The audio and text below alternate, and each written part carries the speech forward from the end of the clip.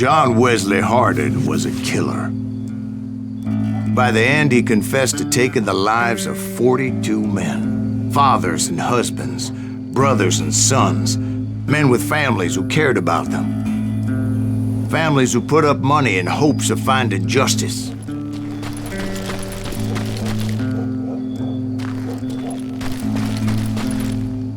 He was a bona fide folk hero by then, and had amassed a gang of armed miscreants and other assorted thugs. He and his men set up camp outside of town, and I was hoping Bob was among them. Shit, it's cold out here. Freezing my giblets off. Ain't right, we gotta stay out here keeping watch like this. Ain't nobody stupid enough to go after Hardin anyway. Better 3 hours early than a minute too late.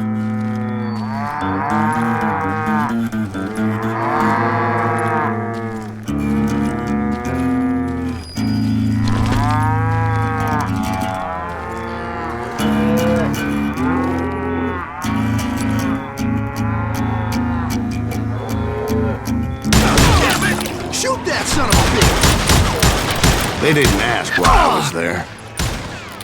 They knew. Most of them were wanted as well.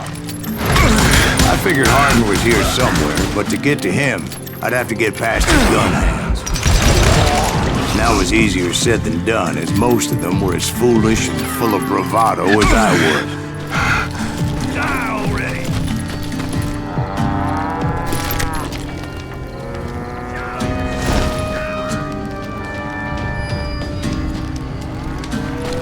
You ain't shit!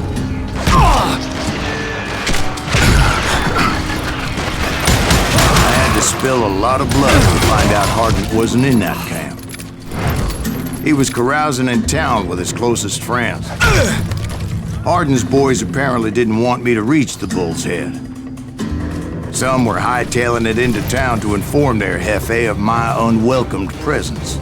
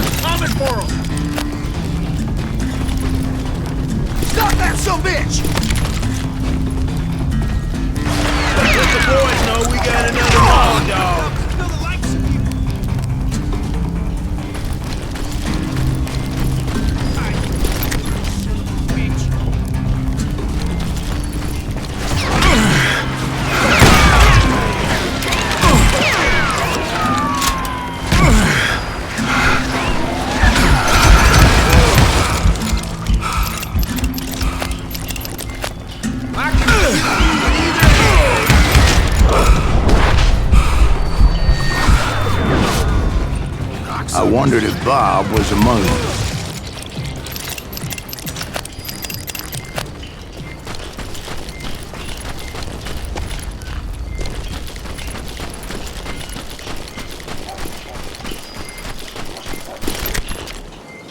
And I steeled myself for the fight ahead.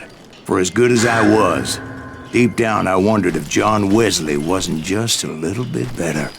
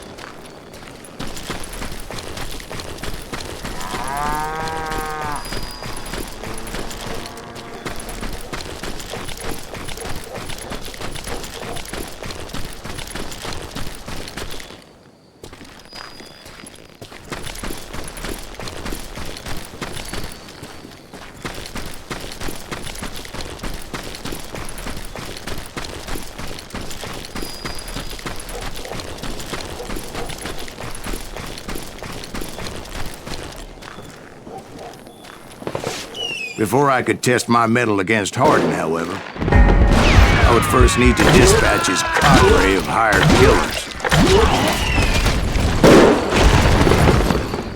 Most of these degenerates were beyond redemption, but John Wesley might have been a different story.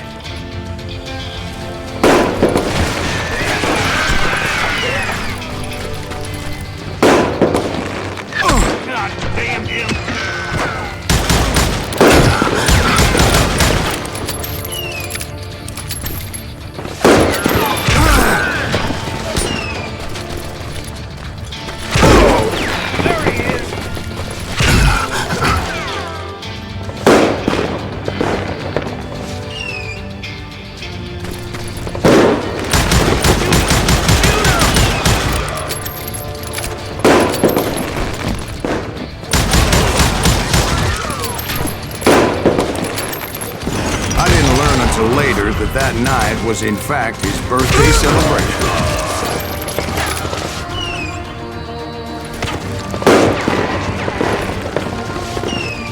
Sand in the hell!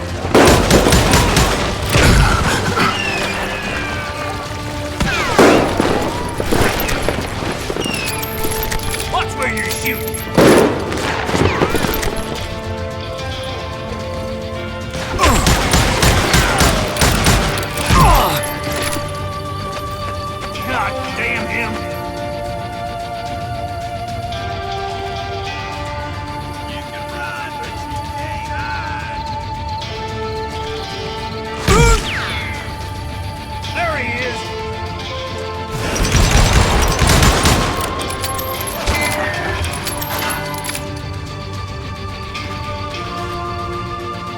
Shoot him! Shoot him!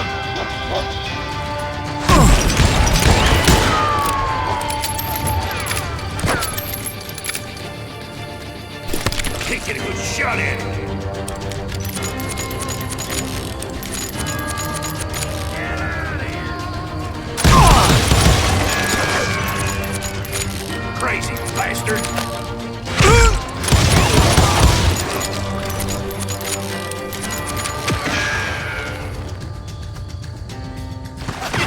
Kill me!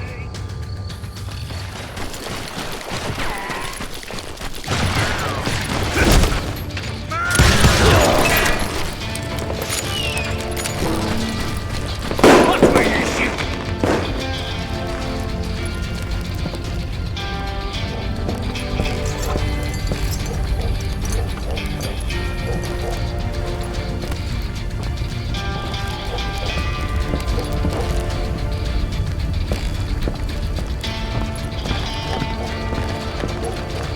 God damn him!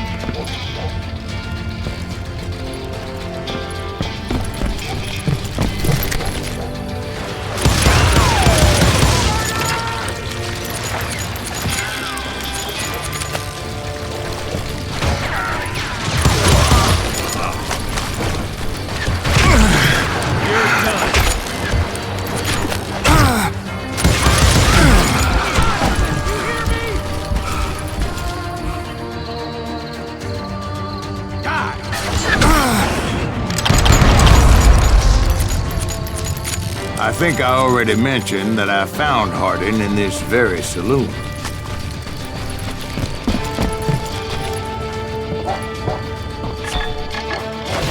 Suffice it to say, nobody there was happy to see me.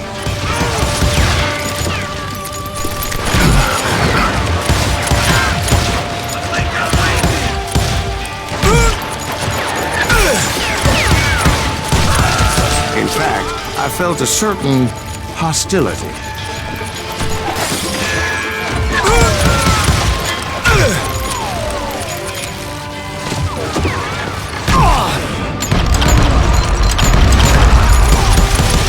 I was disappointed that neither Bob nor John Wesley were among the dead.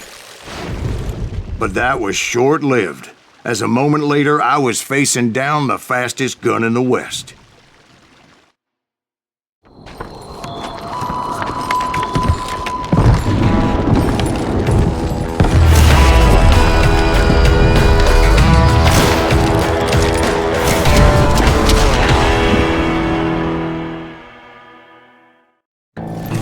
I felt a bolt of adrenaline.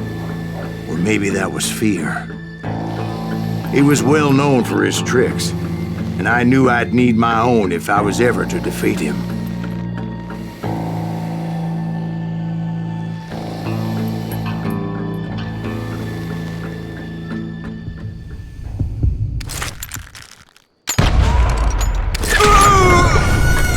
No, wait! You didn't hit me then. I'm sure of it.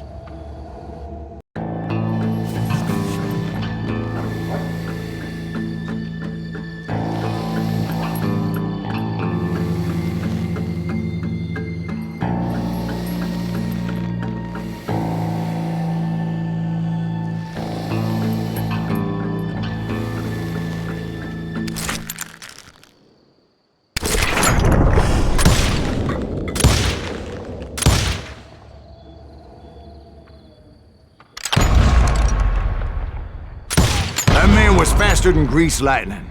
But being inebriated as he was, he didn't count his shots. And now, he was at my mercy. So he didn't die? No, I sent him to prison. Years later, after he was free, some restless avenger took his life. Shot him in the back in a saloon just like this one. Anybody up for another beer? Ben?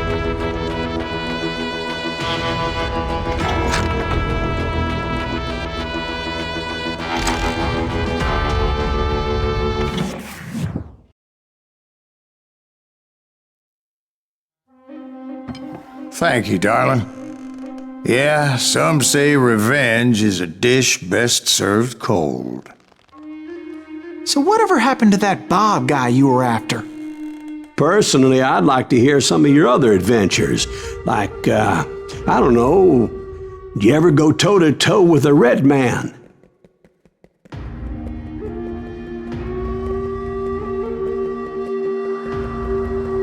Yes, I did, Ben.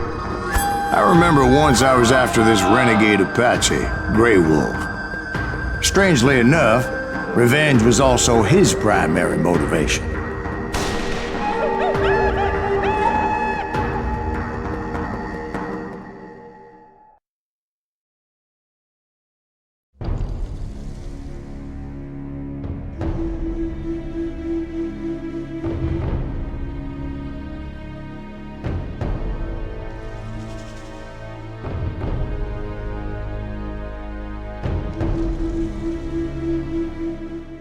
A bounty was put on Grey Wolf's head, and that's how I came to hunt him in the mountains. Mountains so high they tickled the nether regions of heaven.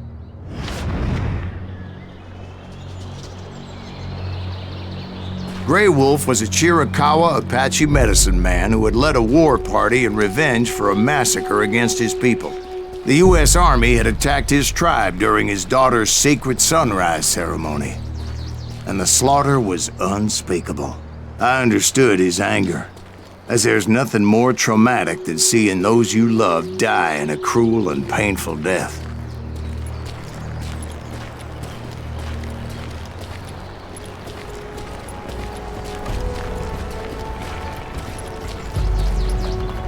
Right from the beginning, I couldn't shake the feeling that Grey Wolf was watching my every move.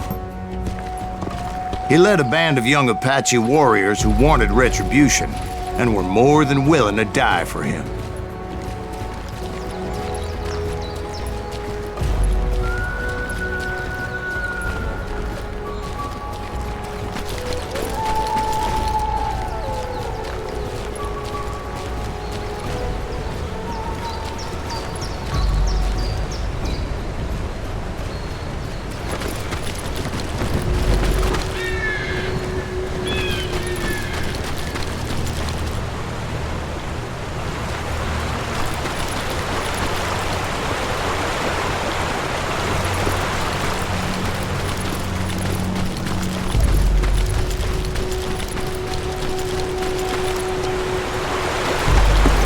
They saw me before I saw them.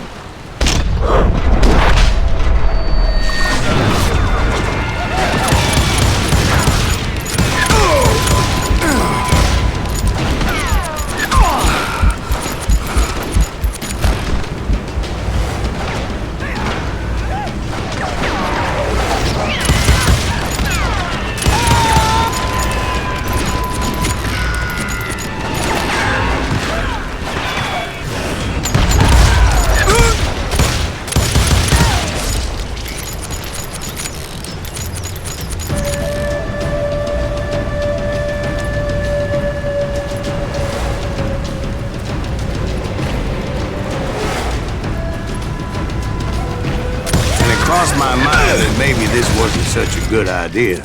But now that the shooting had started, there was no backing down.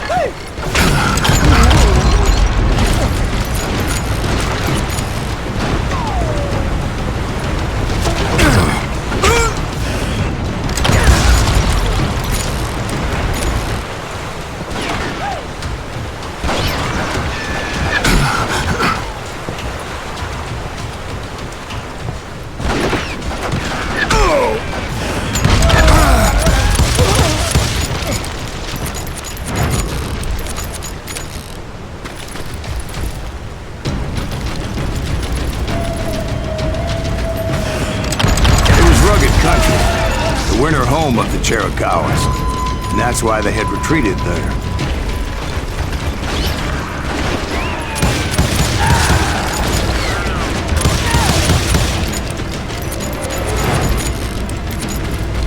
I admit to having some regrets about going after them the way I did. But then again, got a lot of those.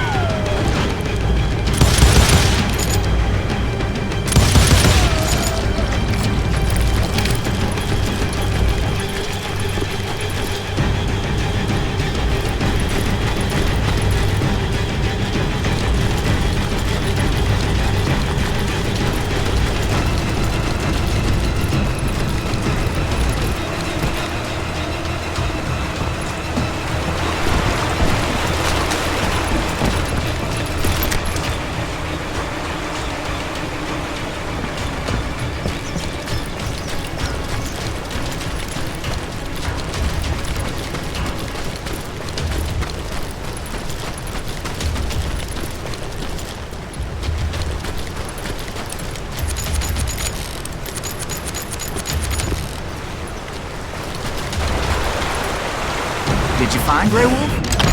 Not at that moment, but I did find the entrance to their hiding.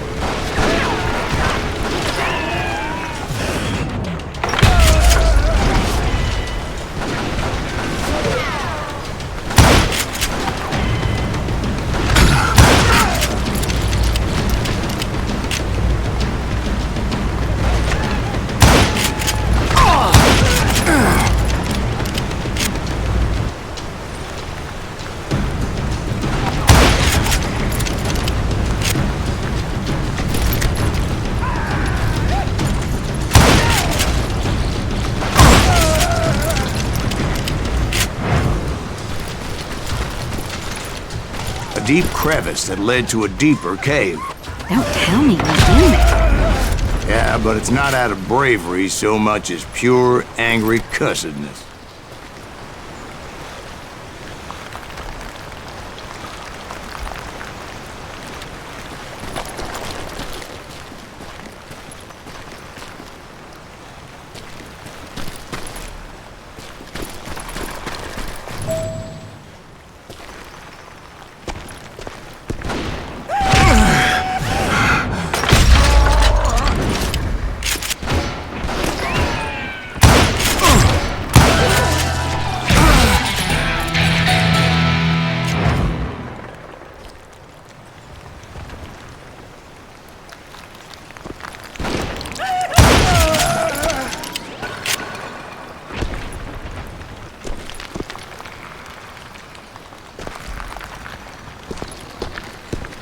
See, back then, I had a stubborn streak a mile wide, and I wasn't about to back down.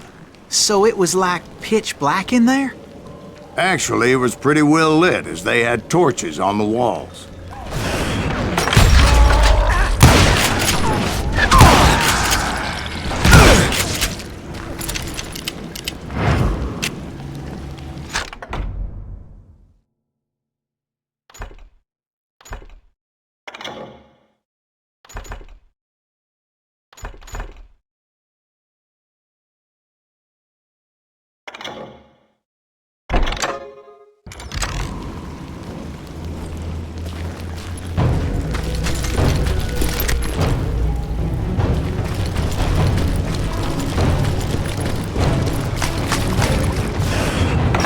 Was his cave? Big as hell, Ben. Chiricahua had hid out there during the Indian Wars.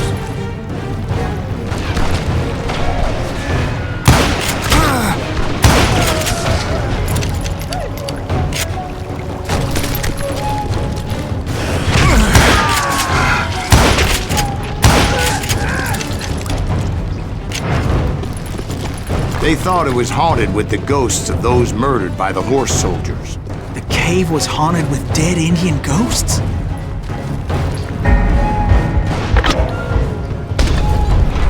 To be honest, I was more concerned with the live ones than the dead ones.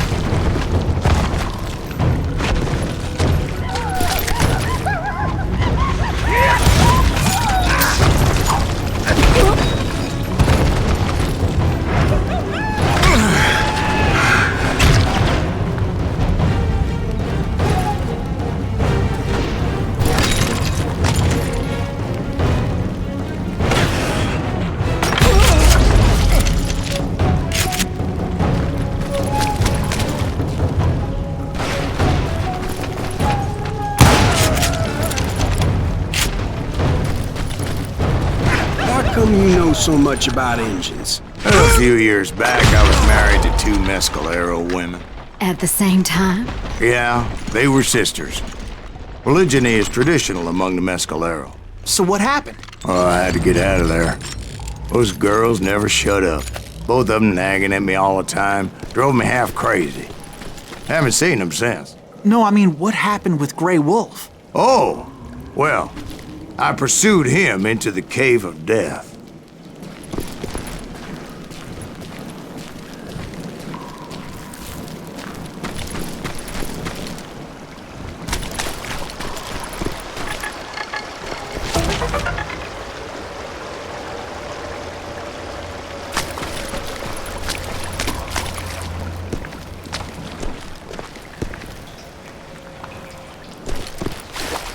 I came upon this flooded grotto, and that's when I saw him.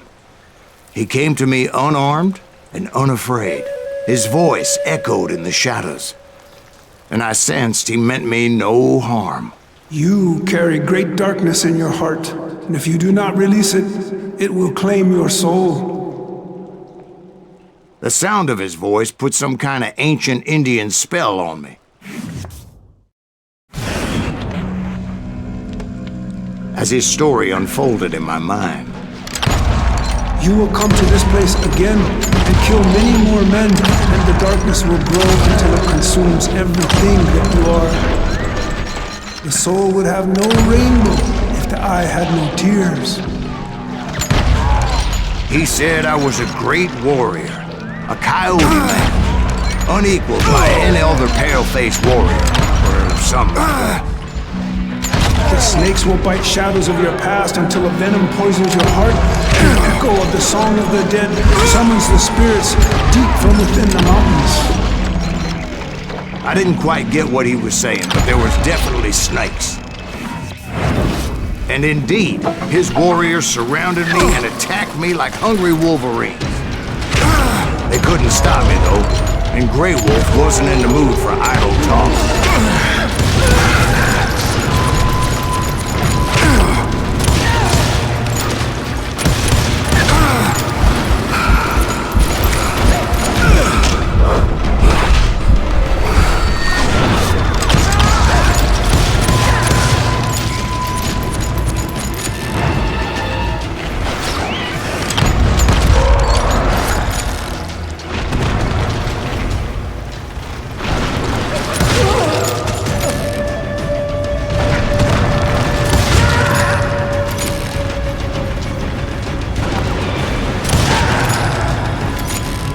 I swear I couldn't see any way out of this trap. But suddenly, one just appeared. Kind of like a miracle.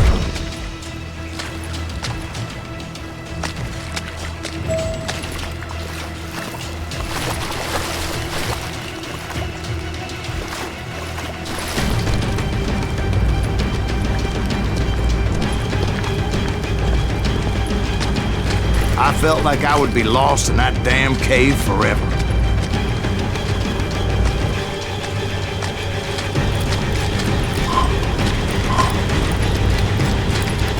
Finally, I found myself back outside, perched on the edge of a precipice, overlooking a thundering whitewater river. To get where I was going required several leaps of faith, but no way in hell I was turning back.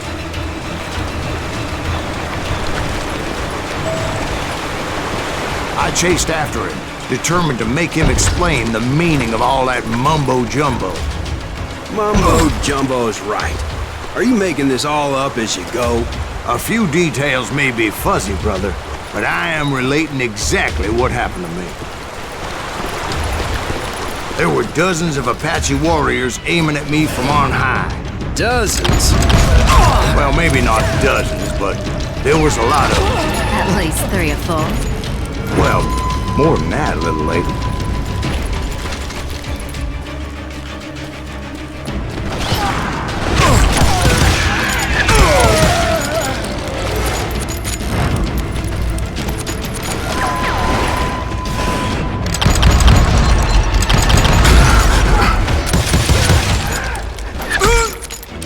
Steep climb up creek ahead of me and scrambled up those rocks like a mountain goat. I was determined to locate Grey Wolf and find out exactly what the hell he was trying to tell me.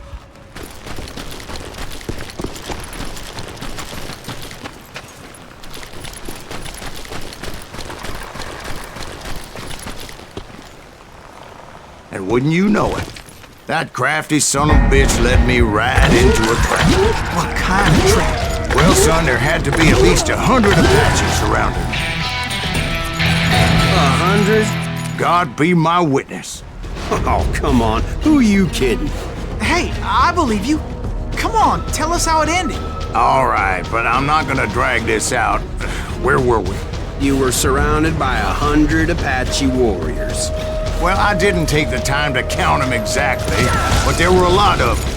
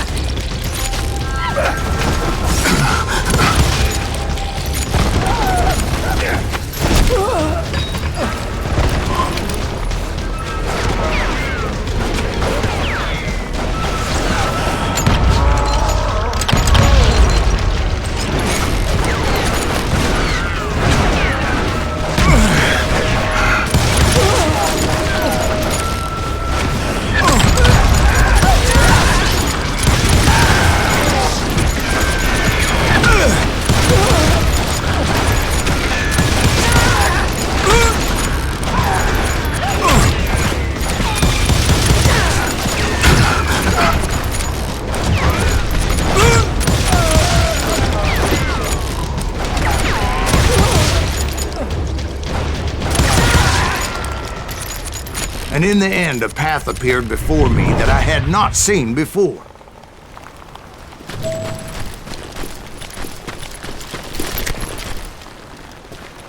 I followed it as I desperately needed to find out what Grey Wolf was trying to tell me.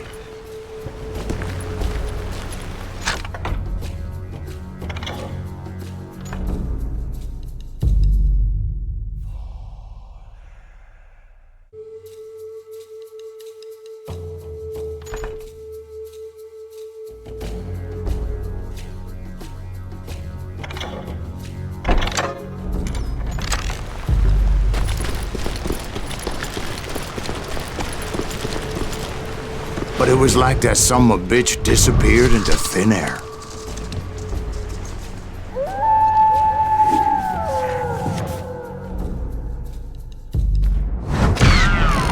Never did find him.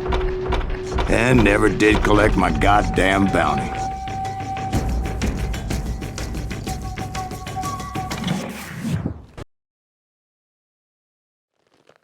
Thank you, darling. It's interesting how the truth can sometimes seem might malleable, depending upon your point of view. Like how those dime novels make you out to be something you're not? Jack, don't be starting trouble. No, he's right. They do tend to exaggerate. Did they exaggerate your part in taking down the Daltons? Well, I was there in the flesh, boy, so I saw what happened firsthand.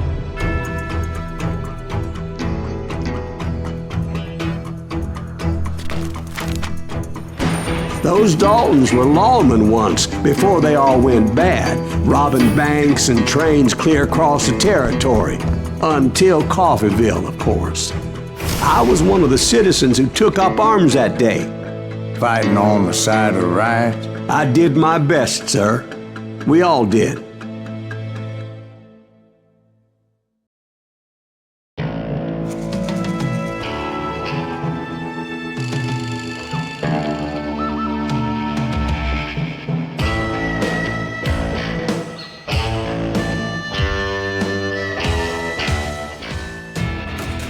It was early morning. One of my friends was a local gunsmith, and he handed out firearms to anybody who'd take one. You see, the Daltons got it in their heads to rob 2 banks at the same time. 2 banks on the same damn street. Kill that cock! Story was Bob Dalton's girl was always riding him about how he had no ambition. Well, you're nobody next to Jesse James, she'd say. Finally, the bastard took his brothers to Coffeeville just to shut her up. Right. It's always the woman's fault. Well, the locals recognized the Daltons right off. Before they could get away, half the town took up arms to defend their property. Their first mistake was pulling a job in their own damn hometown.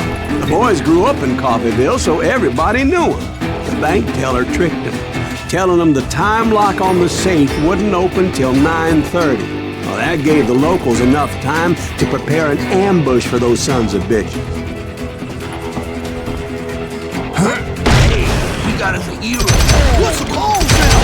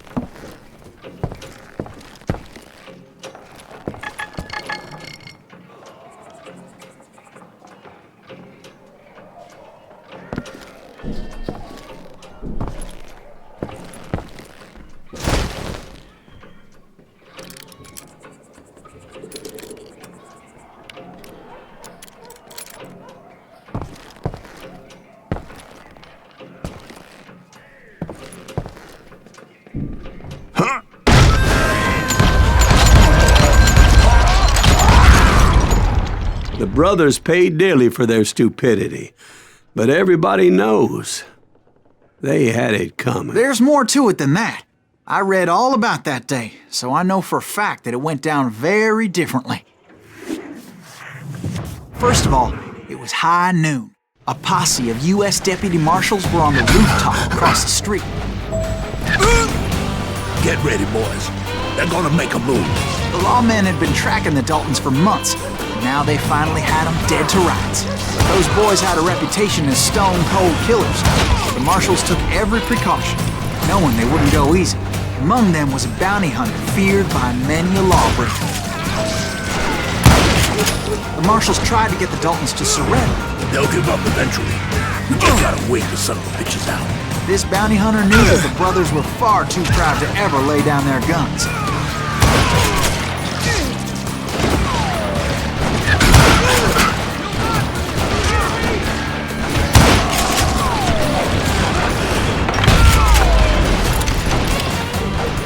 He went in there alone to confront those criminals.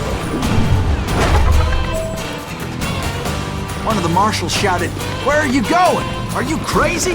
Hey, where do you think you're going, dumbass? That rifle's mine. But he paid him no mind. He saw a way to get around to the back of the bank. Then he figured out how to hit the Daltons from a direction they weren't expecting.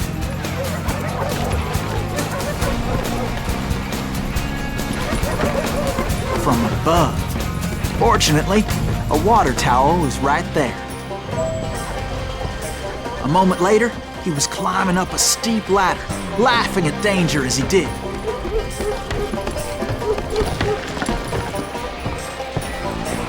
It was brave men like him who risked their lives to tame this wild country.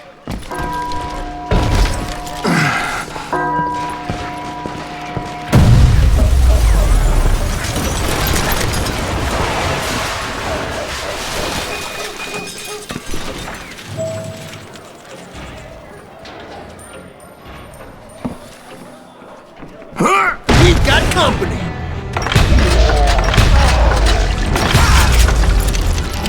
Heroic men like him, who did what other men couldn't or wouldn't to make this country free. Like Jim Booth and Davy Crockett, who died defending the Alamo.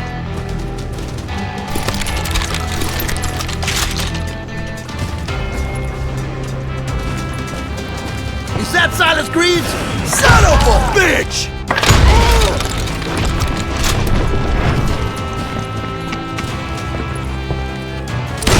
Brother, I'm gonna make you pay for that!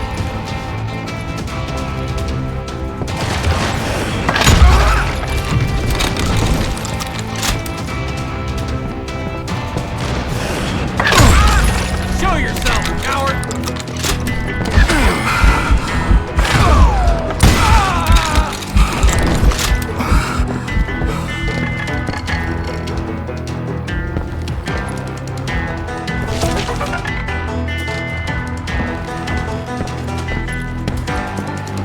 Over there!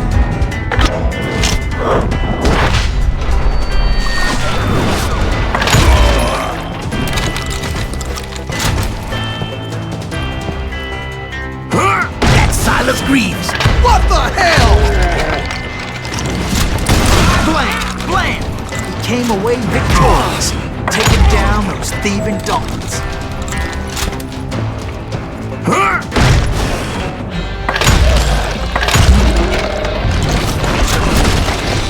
His name was Silas Greaves, and when the dust finally settled, he was the last man standing. Sorry, kid, but that just wasn't the way it happened.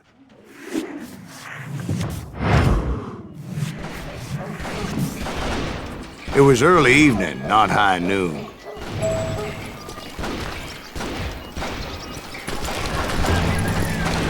I was late to the party and Coffeyville was already up in arms. Daltons blew up a safe and were all set to hightail it out of there.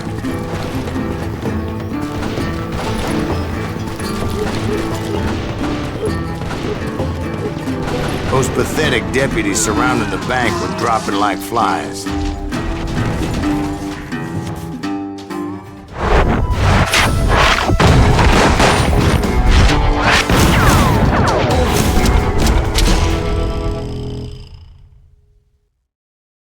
I had been tracking those jokers for months, waiting for them to do something reckless. Thank you. And finally, they did. Those stupid bastards decided to rob two banks at the same time in the same town where everybody knew them. But they still had friends in Coffeyville.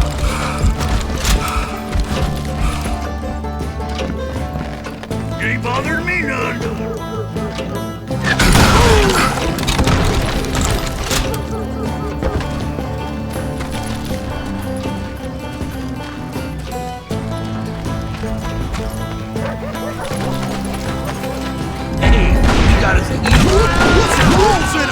Those friends came after me like a pack of wild dogs, tooth and nail. They were coming at me from all directions. I caught sight of the Daltons running with the money and didn't want to lose it. The problem was, they knew the town better than I did. And to top it off, I found myself in the middle of another shootout entirely. Did the Daltons hole up in somebody's house? No, it was the Smiths, I believe. They were cousins of the Daltons. And they were shooting at the Browns, who were shooting at the Daltons. Which wasn't any surprise, because those two families have been feuding forever. And since the Joneses are related to the Browns, they shot at the Smiths, pissing off the Heimhoffers, whose daughter recently married a Smith. Well, bullets were flying every which way as all the old feuds in Kansas caught fire all at once. There was a hell of a lot of pissed off people in Coffeyville that day. But that's just the way life is sometimes. Shit happens.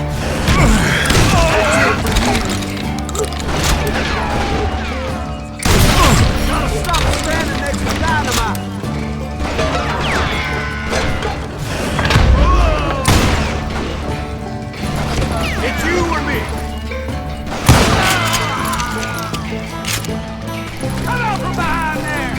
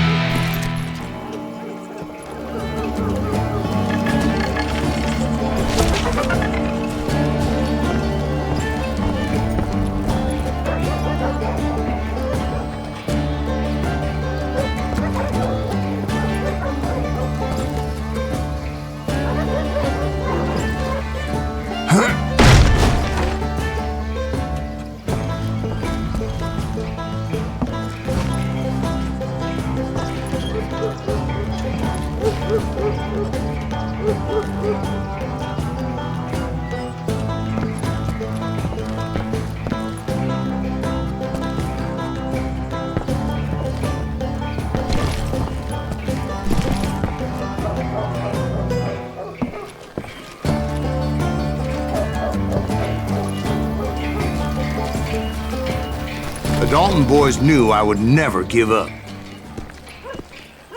Those Daltons weren't the sharpest knives in the drawer, but they always stood together. They set a trap to slow me down and allow at least two of them to escape. The third brother stayed behind to plant me, just in case that trap of theirs didn't work.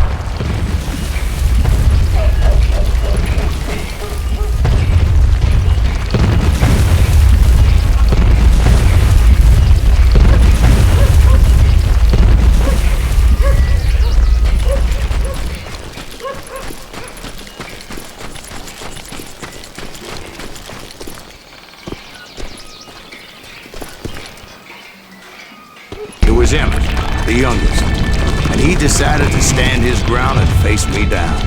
I ain't afraid of you, Silas Greaves. This is where it ends for you. He was determined to protect his brothers. And I understood how he felt.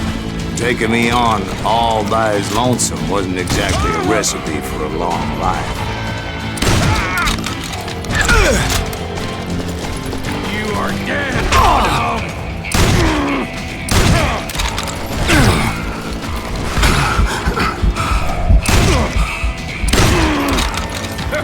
I'm gonna cut you in half.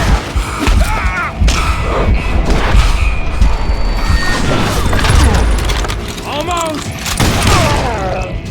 But Emmett Dalton survived the robbery in Coffeyville. He's the only Dalton who did. They say he was shot 23 times. Well, Dwight, who do you think put all those damn holes in him?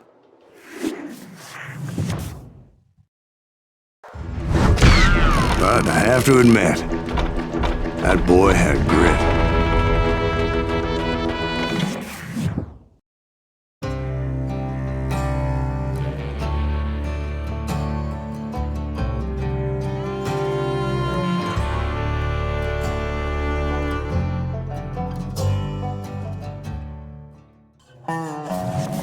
We'll get those suckers! It took me a couple of days to track the Daltons down. They can't get away with this! And in that time, a whole posse of local vigilantes offered to lend a hand. We'll track him to the ends of the earth. They seemed as determined as me to find those outlaws. But as we headed into those swamps, it was like I had my own private army. There was no way those boys were getting away this time.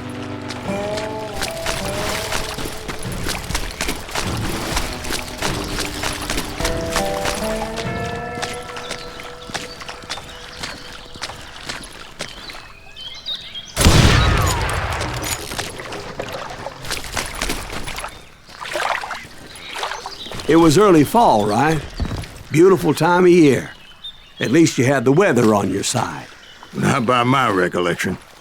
It was damp and foggy as hell.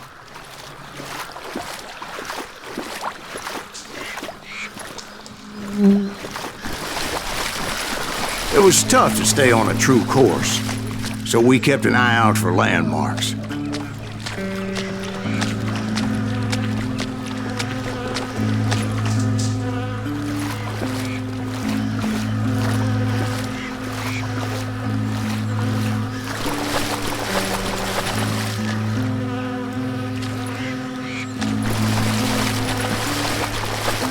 It was autumn.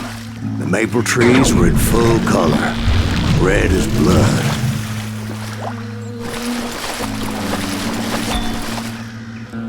The rains that year were torrential, so the whole area was flooded. The vigilantes had spread out wide, and pretty soon I couldn't see anybody.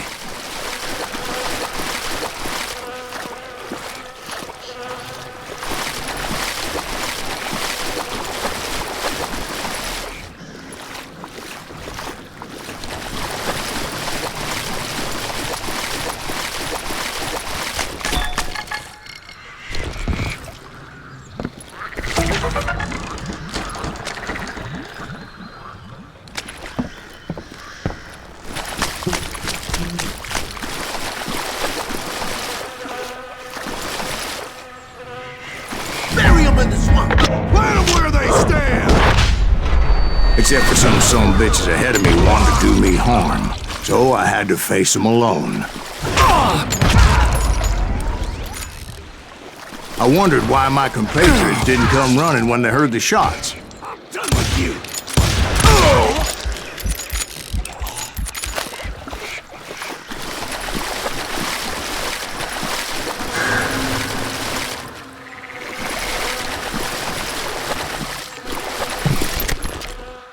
So did you find the Daltons?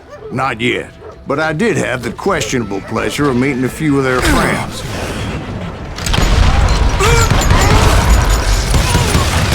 The boys had established quite a reputation by that time, so they attracted all manner of riffraff to their cause.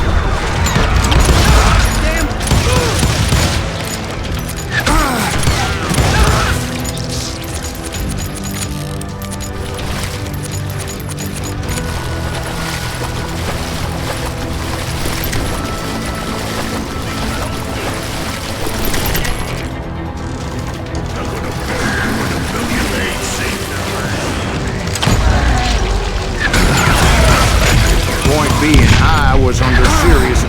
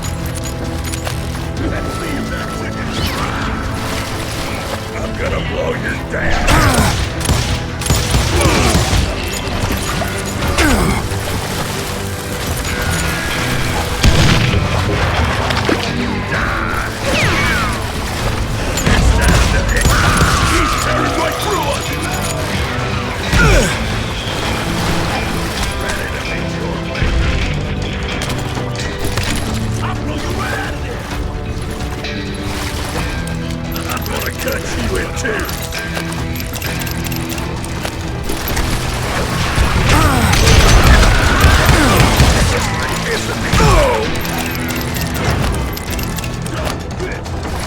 him in the head!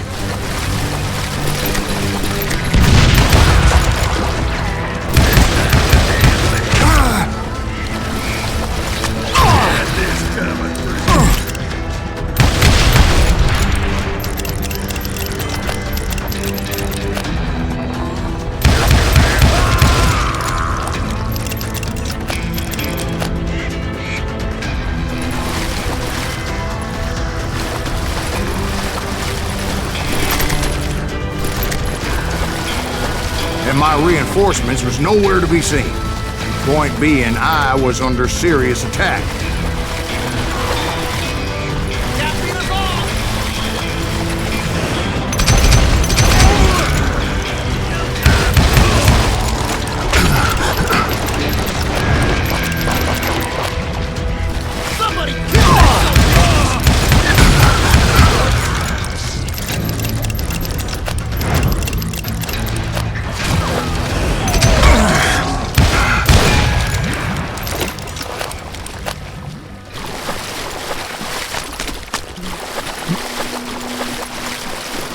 But luckily, a barn materialized as if right before my eyes. I scrambled up top to get a better view.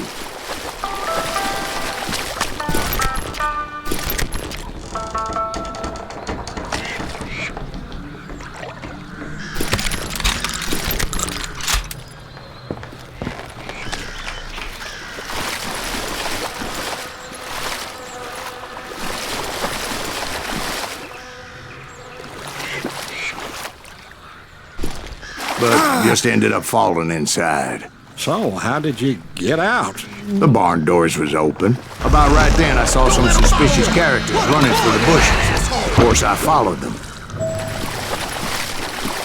But that goddamn swamp was like a goddamn maze, and pretty soon I had no goddamn idea where I was. Steve? So I just started walking, and pretty soon Steve? Steve! Huh? Oh, no, I'm listening. Indians surrounded me from all sides.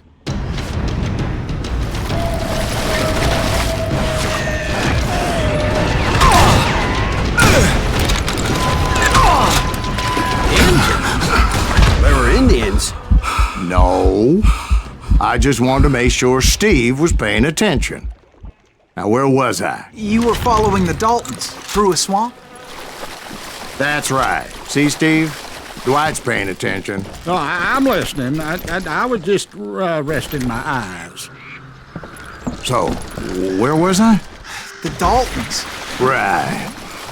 See, there's a reason so many outlaw gangs are made up of brothers. Being a brother is a very sacred thing. It's a bond like no Bounty other. hunters! Stop that, son bitch! So did you ever find the damn Daltons? Not yet, but I did find a few of their cousins. You Kansans breed like rabbits. Or Smiths or Heimhoffers or who knows what. But hell, what's more important than family? I bet Ben knows what I'm talking about.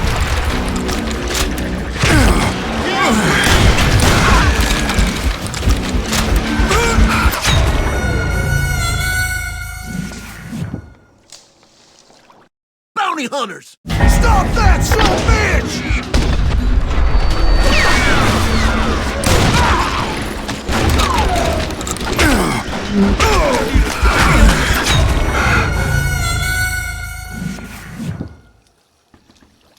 Bounty hunters! Stop that, son bitch!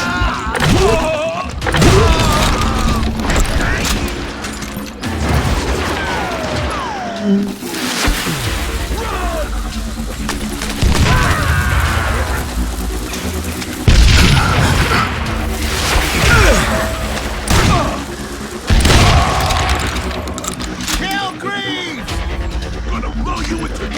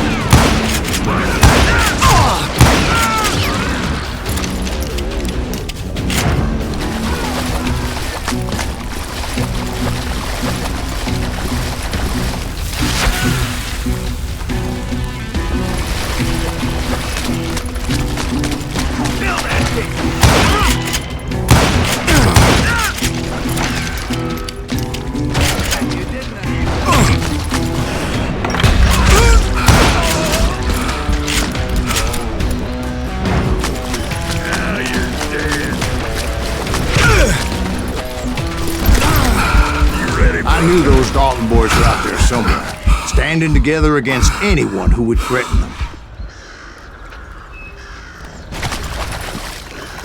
I'm gonna blow your damn head off.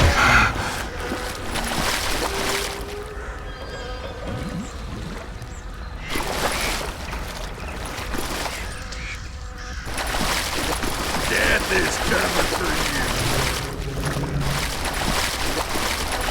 And that's when I saw it. A goddamn steamboat. A steamboat in a swamp? Yeah, Steve, but this wasn't much more than a wreck, really. But how'd a damn steamboat end up in the swamps? Guess it floated off during the flood of '89. Now, was it a stern wheeler or a side wheeler? What? Does that really make a difference, Steve? It was a steamboat with a goddamn army on board. It was then that a fusillade of bullets come raining down from on high, and those vigilantes who accompanied me weren't anywhere to be found. But among those men that were shooting at me, I thought I saw some familiar faces.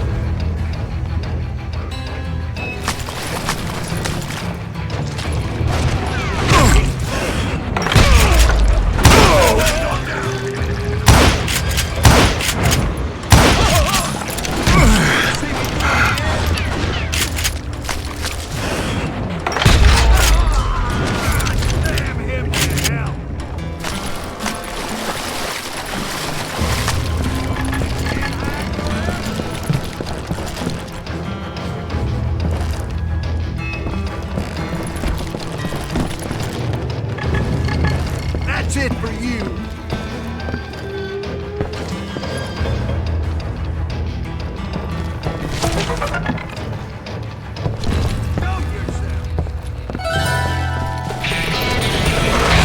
Somewhere up there, the Daltons were waiting on me.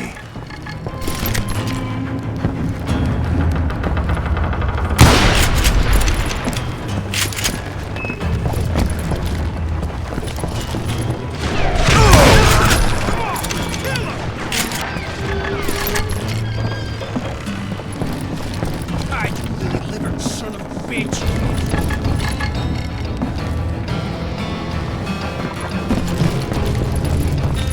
I'm gonna shoot.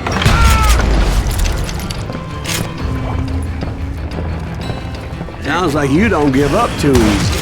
That's the kind of man I am, Ben. I set out to do something. I do it. Surrender just ain't in my nature. Plus, I'm stubborn as hell.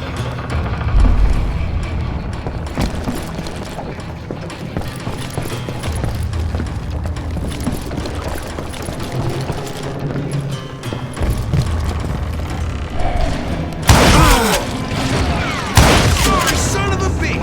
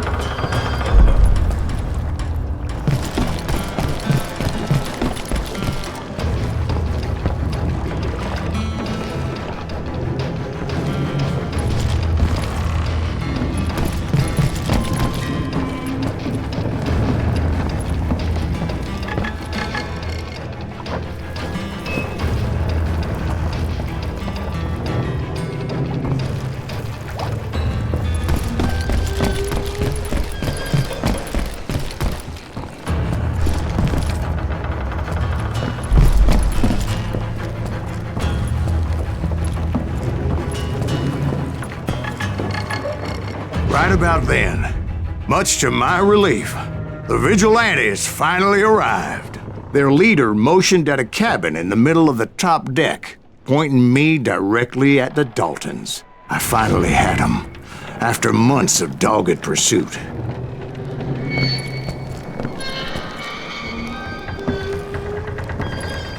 But it turned out that they had me. Take him out! I'm sending you to hell!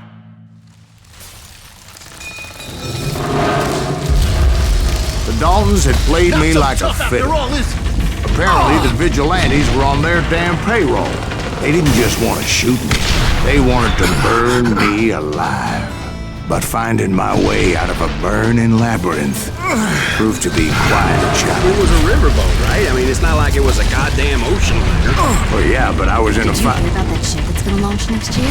Largest one in the world. You're talking about the Titanic. If you ask me, it's too blessed big. I don't think it'll even float. So anyway, Don't be stupid, Steve. They know what they're doing. They say that the Titanic is unsinkable. oh God. But getting back to that steamboat, how'd you get off it, Mr. Greaves? I took in a lot of smoke that day, so I admit my recollection might be a bit hazy. But somehow I managed to finally disembark. It was time to settle this once and for all.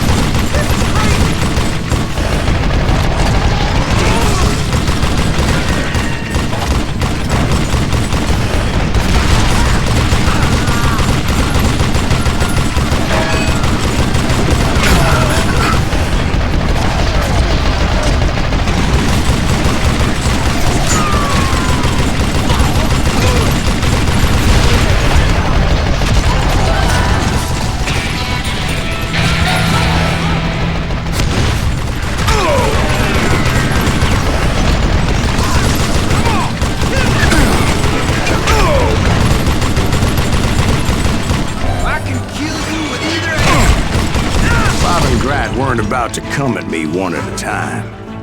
They were in this together. Two brothers side by side, determined to take me down. Confident that this time the odds were on their side.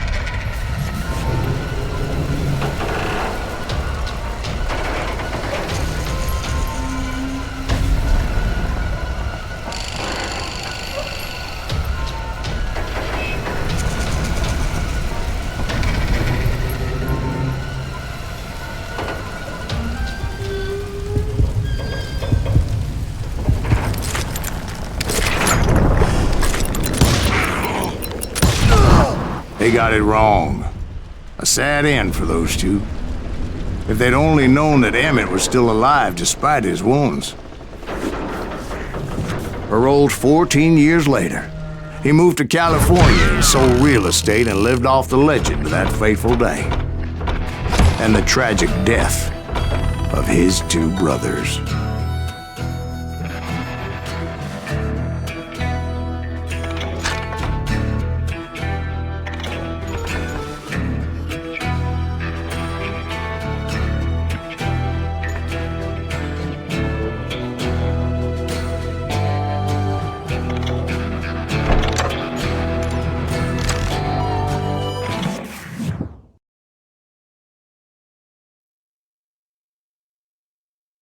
My own brothers died tragically as well, truth be told.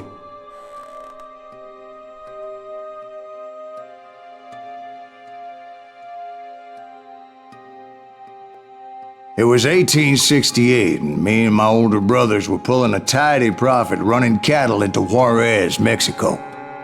One night after my brothers retired for the evening, I found a little poker game in a cantina with a couple of cowboys. And I just couldn't lose. I even won an old Spanish coin that had to be 100 years old. Well, I was mighty pleased with myself the next morning as my brothers and I rode for Texas. But before we crossed the border, those cowboys caught up with us. It was Johnny Ringo, Roscoe Bob Bryant, and another asshole named Jim. They wanted their money back and everything else we had, including our lives, as those boys didn't want us coming for them later. Bob put that old Spanish coin in my mouth and said, "I won't have it said that I left you with nothing, boy." Well, those horses bolted, and there we hung as those bastards rode away. The branch finally snapped under the weight of the three of us, but being my older brothers were bigger and heavier, they were already dead. And right then I swore to myself that I would avenge them. Ringo you know about. But Bob eluded me, until I heard he was riding with the Wild Bunch.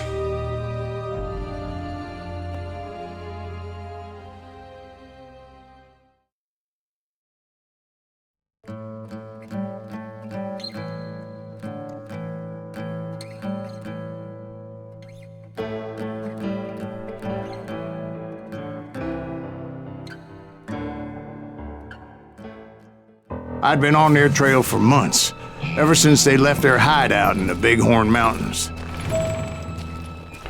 Led by Butch Cassidy, they were a loose association of outlaws who robbed banks and trains from Colorado to Montana. Among them was the Sundance Kid, and that murderous hombre I was tracking, Roscoe Bob Bryant. Were you a part of that giant Pinkerton posse after the Wild Bunch? No, boy. A circus like that would have slowed me down. Besides, I wanted Bryant all to myself. I'd heard about a large shipment of gold being transported to Wilcox, Wyoming on the Overland Flyer. I figured the Wild Bunch would likely hit such a treasure, and by God, I figured right. They blew the bridge with the intention of forcing the train to stop. Well, I assumed the Wild Bunch was likely in the still intact part of the train high above, so I had no choice but to make my way up through the passenger cars dangling down. Ah!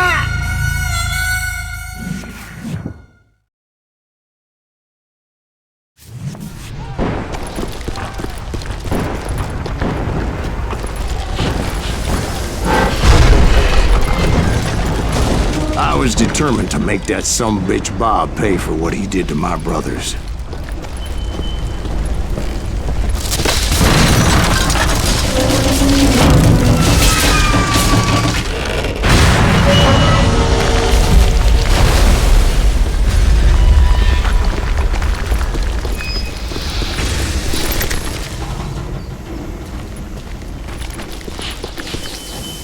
My ears are still ringing from blowing up that bridge. What'd you say? I can't hear a goddamn thing. Well, I made my way off unscathed, I came upon a few members of the gang and had no choice but to dispatch them. From there, I had to negotiate an even more precarious route. But first, I would need to get my ass out of there.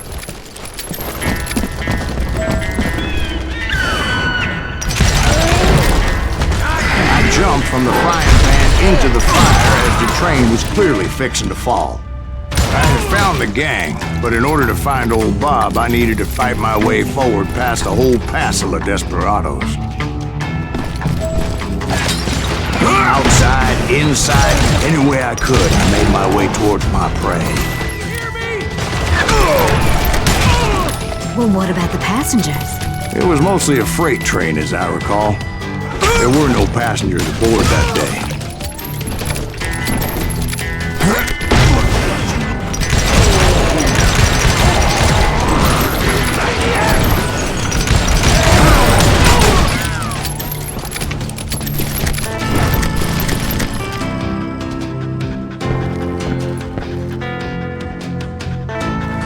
As I mentioned before, I am not fond of heights, but I was too busy dodging bullets to worry about falling to my death.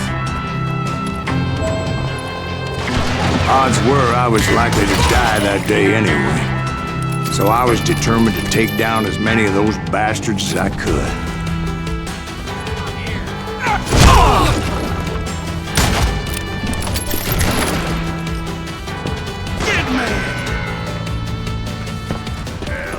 At times, it was like shooting ducks in a shooting gallery. The only difference is these damn ducks shot back.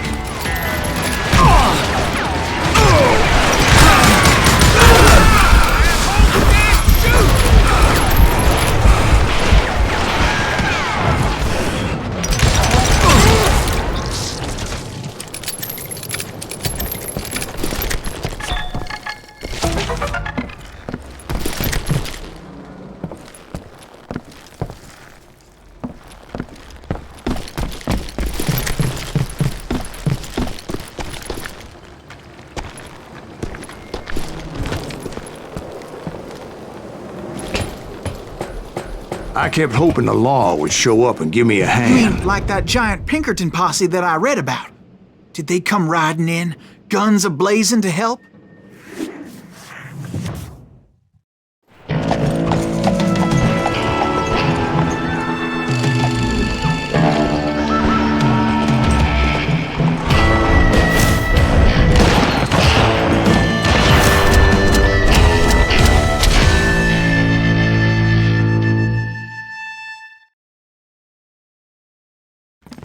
Help? From the Pinkertons? No, son. I had to fight the wild bunch all by my lonesome, as usual. Who the hell is that?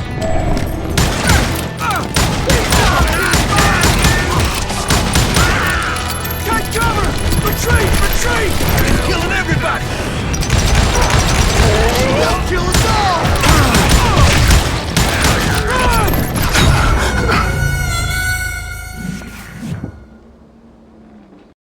Ready to meet your maker.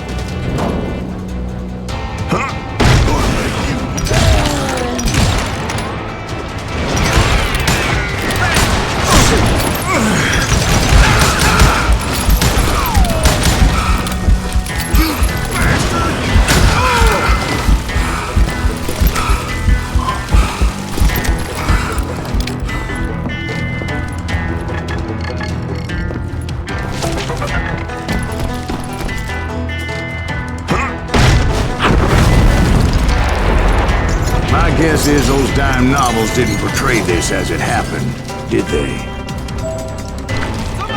Only a few stragglers were left. I had to cut them down pronto if I was going to stay on old Bob's trail.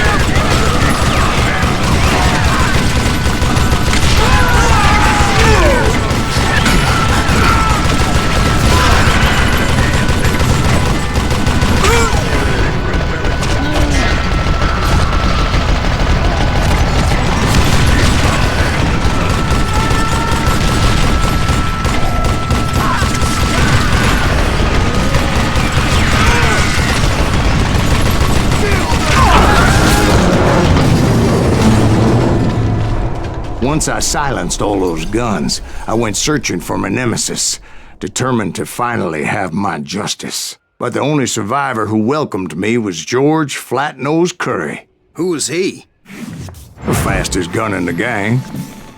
Right after Sundance, I mean. And Kid Curry, and maybe Elsie Lay. Though some folks might dispute that.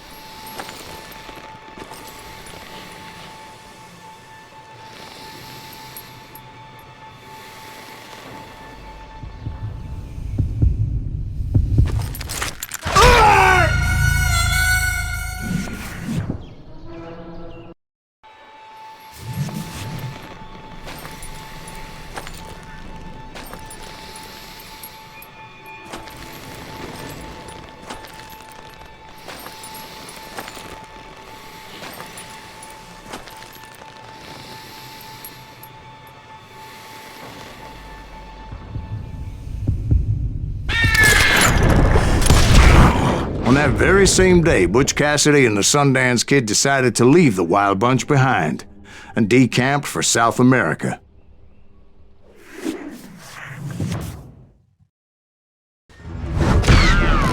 They ended up living down there for many years, but I'm sure you already know all about that.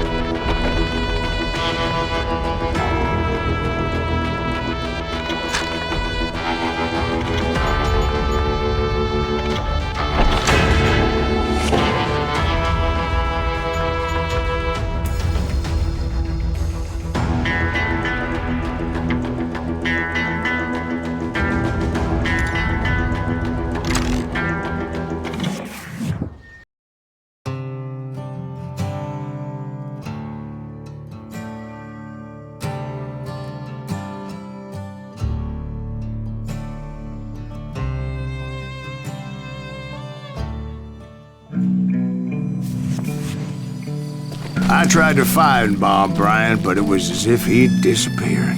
Sometime later, I heard the Wild Bunch was back together. Kid Curry escaped from jail, and now he was running the whole shebang. So I took to their trail, as I was still in pursuit of my brother's killer and hoped that he was back with him.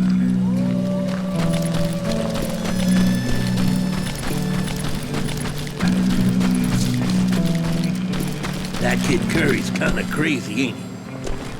Don't let him hear you saying that. Anyways, I tracked those boys to a camp right outside Parachute, Colorado.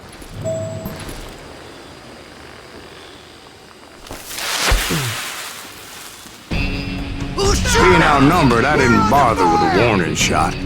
I just started taking those bastards down.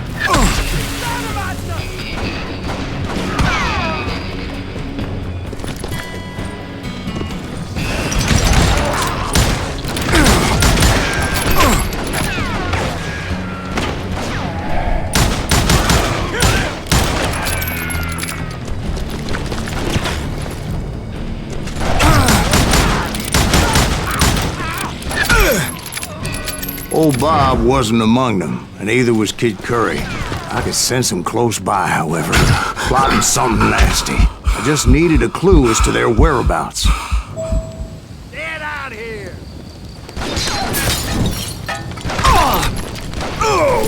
That's it for you!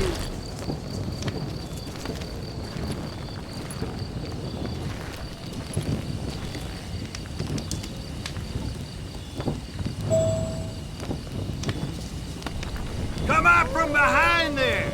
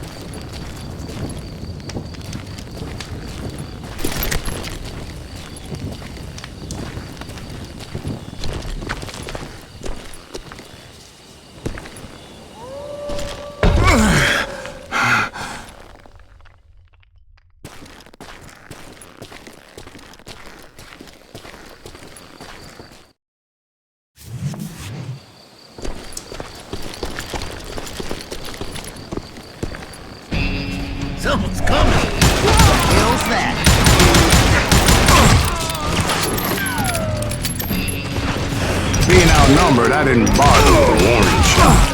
I just started taking those bastards down.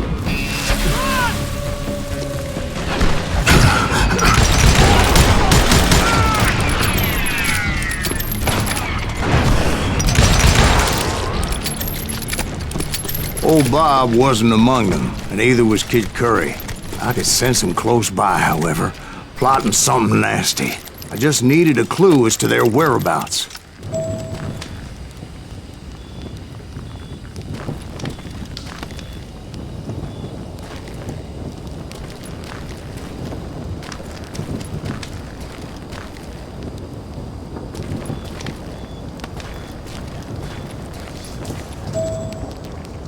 And I found one. A map with their bold plan clearly marked. This time they were fixing to blow up a train trestle, property of the Union Pacific.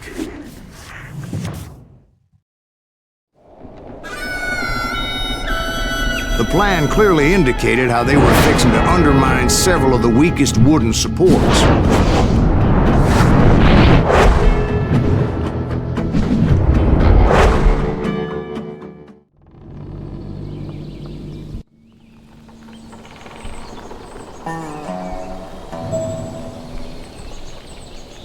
Kid Curry was considered the wildest of the wild bunch. It was said that he fathered 85 bastard children, though some say it was only 5.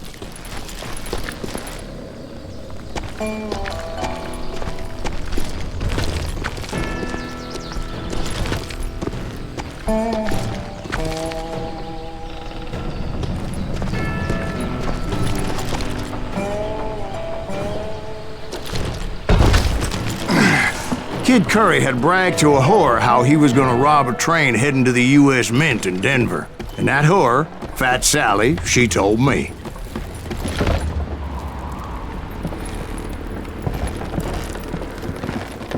The bridge was rigged with dynamite, so I decided I'd best be careful confronting those bastards.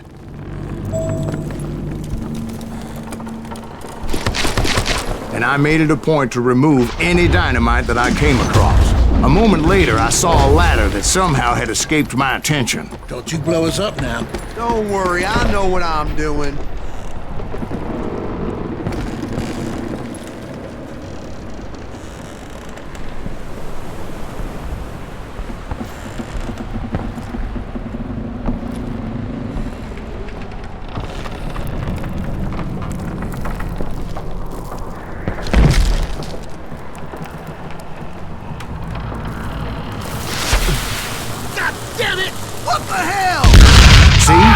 One wrong shot, and they never would have found all the pieces of me.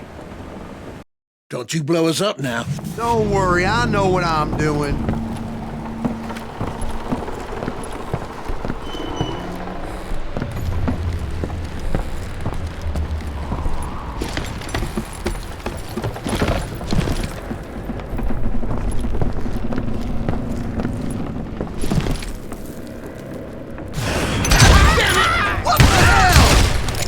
But the Wild Bunch did not take kindly to my presence and attempted to blow my head off. It appeared the kid had found a number of new recruits to bolster their ranks. Guess there's always desperate men willing to trade their lives for stolen treasure. What happened next? Well, having removed the first bundle of dynamite, I decided I might as well remove the other one. Once that was done, I figured I'd find my way from there. Man, you can shoot!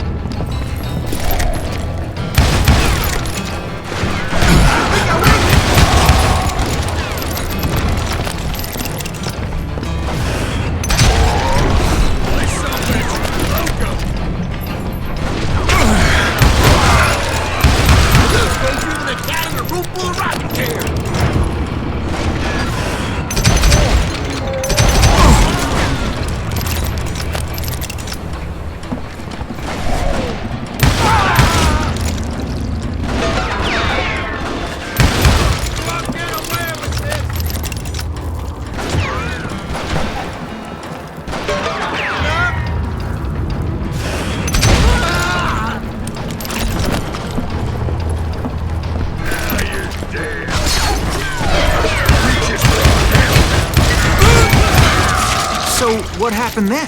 Had to remove more of that damn dynamite.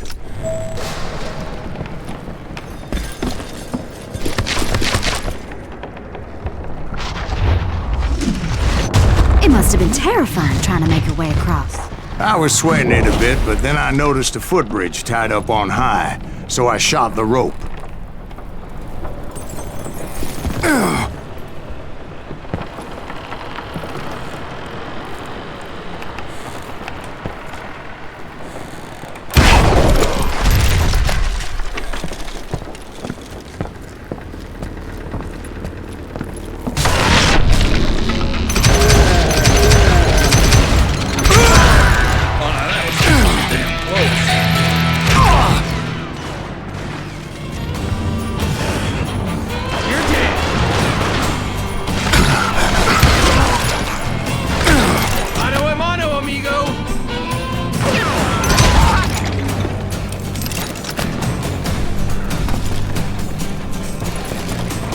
So that was all the dynamite?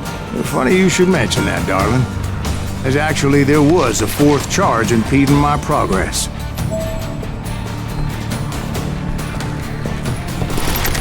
Once I removed it, my path was pretty clear.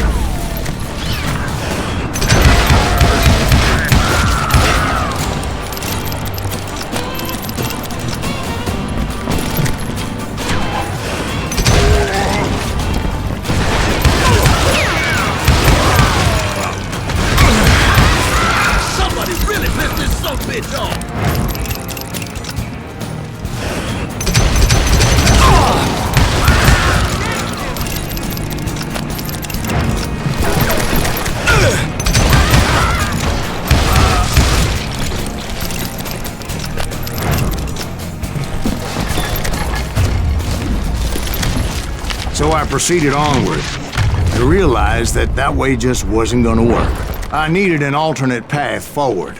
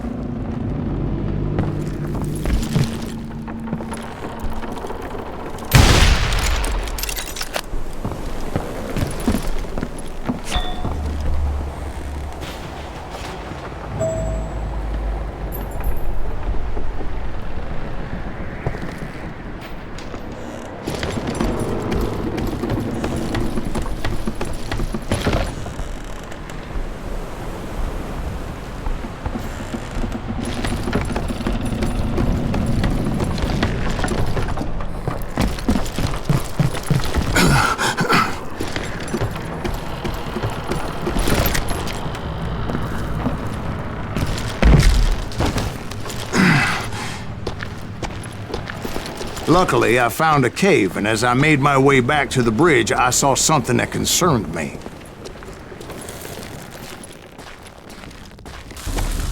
There was a long burning fuse, and it was moving fast as hell.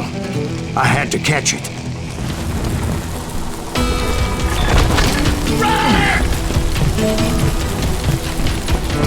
The burning fuse was so damn quick, I had to run like the wind. I almost had it, but no. Thought I was gonna have a coronary when I lost sight of those sparks. My heart was pounding like a sledgehammer. I knew that failure meant boom. Then, finally, at the last moment.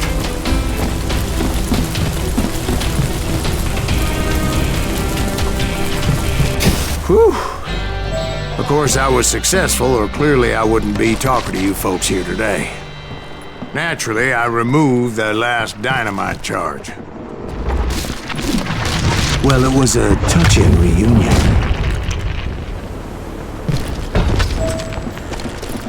But by this time, I was thoroughly exhausted and dragging my ass, as I was not a young man anymore.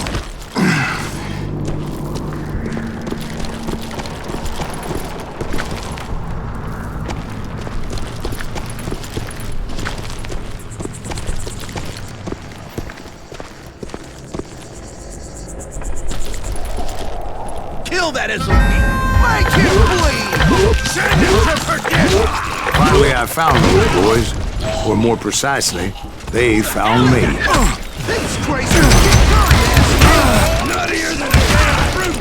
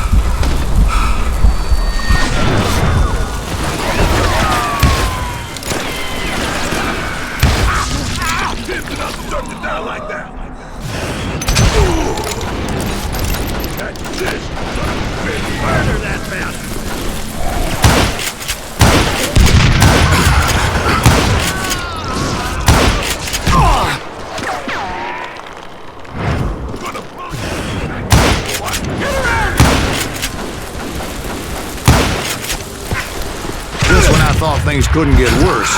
Kid Curry opened up on me with a goddamn Gatling gun.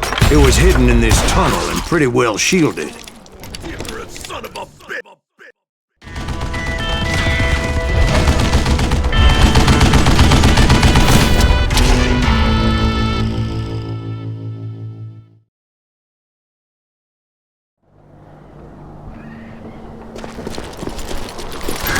Can't believe you keep missing!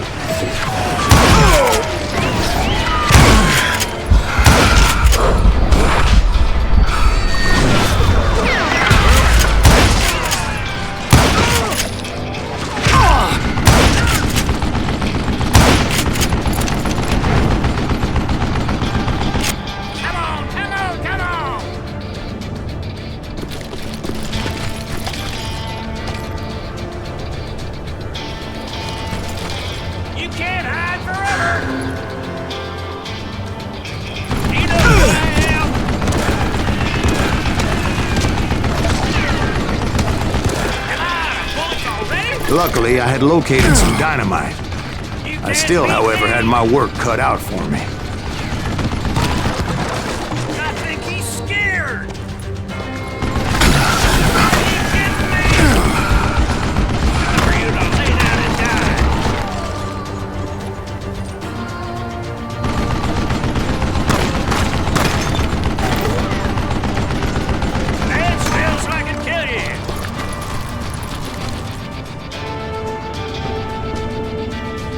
Get out of here, you coward!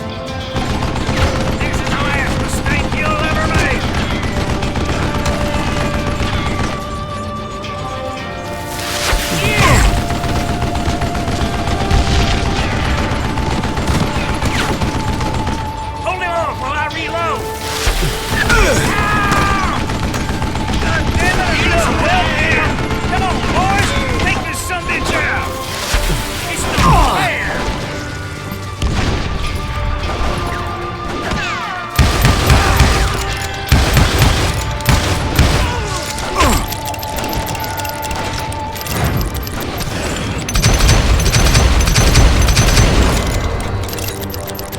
It's you or me! Show yourself, you coward!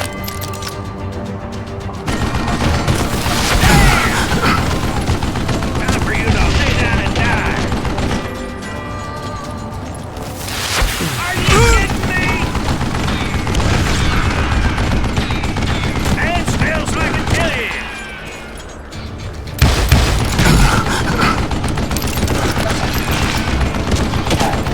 What are you? Yellow? Like this cocksucker. You can't move it, boys.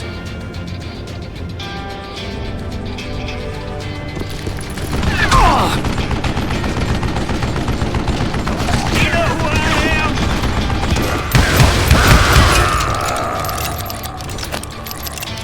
Enough!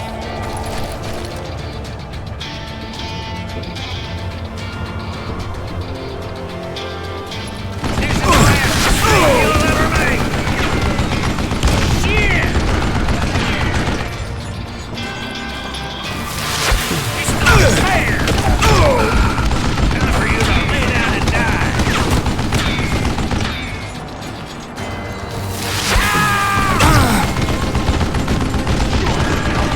Stand still so I can catch you! Give me a hand here, goddammit! Are you kidding me? Eventually, I brought that tunnel down. And that's when I met Kid Curry himself. He had decided to stop pussyfooting around and deal with me personally.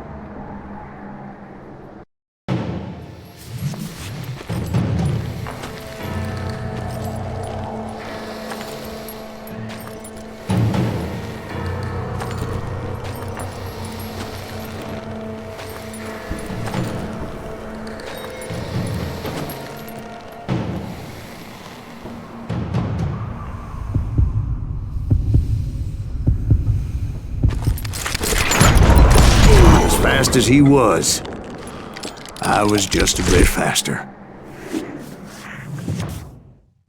And as he lay wounded, I demanded to know the whereabouts of Roscoe Bob Bryant. He shouted at me, "Is that what this is about? Bob went with Butch and Sundance to South America. You ain't never finding him."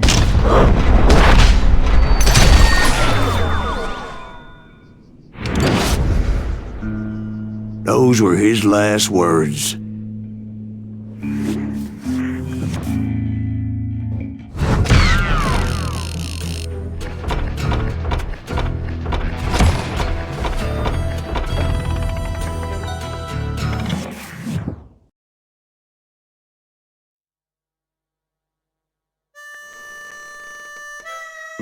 So, Bob Bryant got away? I knew I'd never find him in South America. What about the other killer? Yeah, you kinda glossed over that one. Well, I found Jim not long after my showdown with Ringo. At the time, he was riding with the James Younger gang. Did I neglect to mention that?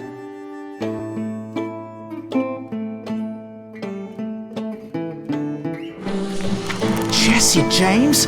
The greatest outlaw who ever lived?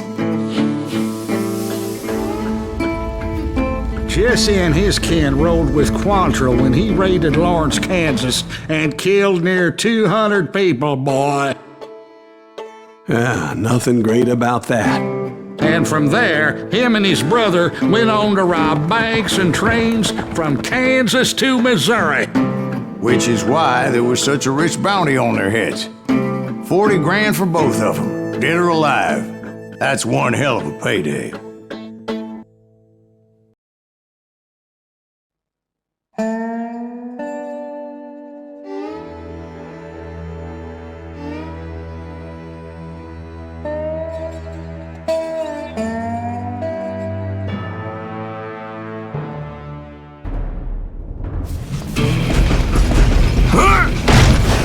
I confronted them as they were robbing a train.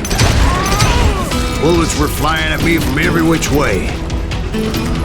But I knew I'd have to fight my way forward if I was gonna find this Jim.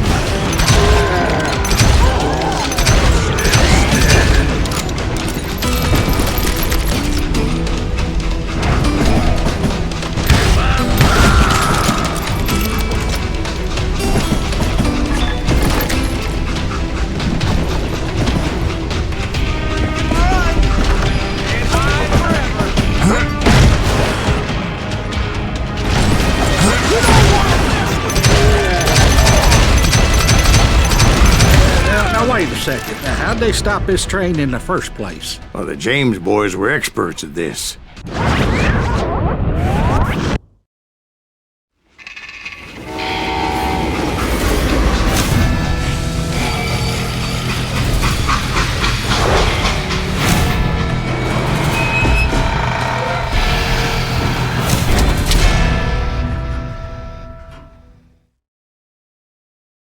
They hopped a freight train having heard there was a big payroll in the express safe. So, I hopped the same train.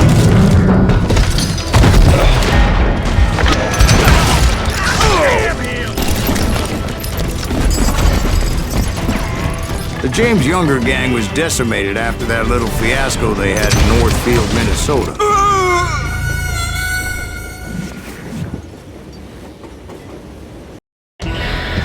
James Younger gang was decimated after that little fiasco they had in Northfield, Minnesota.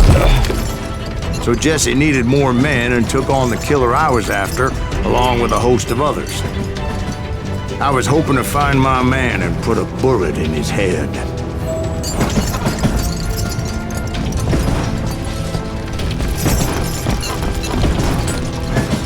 Climbing around that train, I must have swallowed 100 damn bugs before I reached James that... Younger gang pulled the first train robbery west of the Mississippi.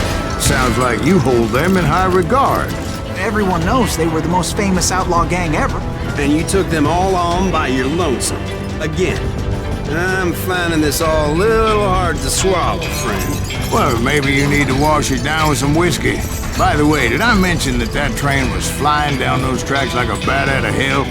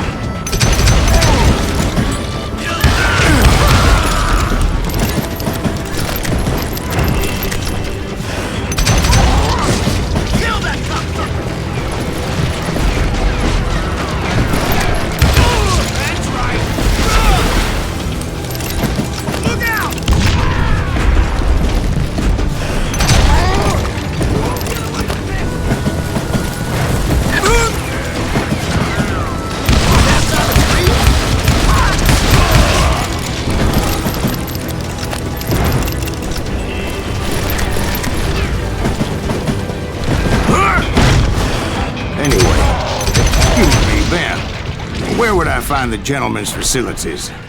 Suddenly I have an urgent need to drain my one-eyed snake. Well, I've had more than a few drinks, and I've been sitting here for quite a spell. Right through there. Let me show you.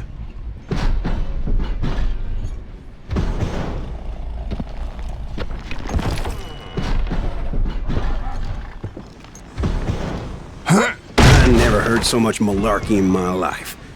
You think he's bullshitting us? You don't think he's Silas Greaves? I think he's just some old drunk looking for some free liquor.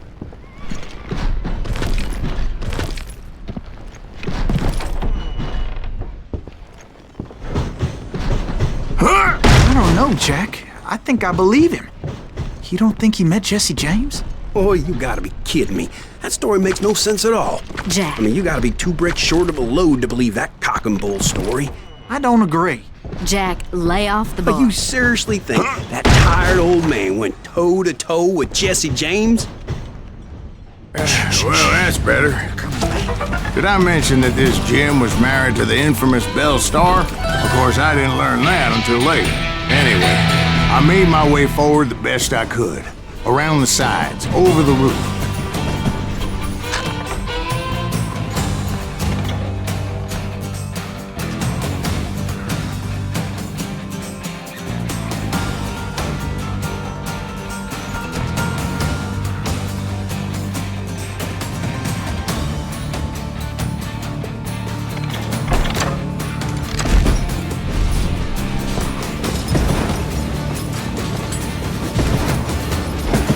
What are you?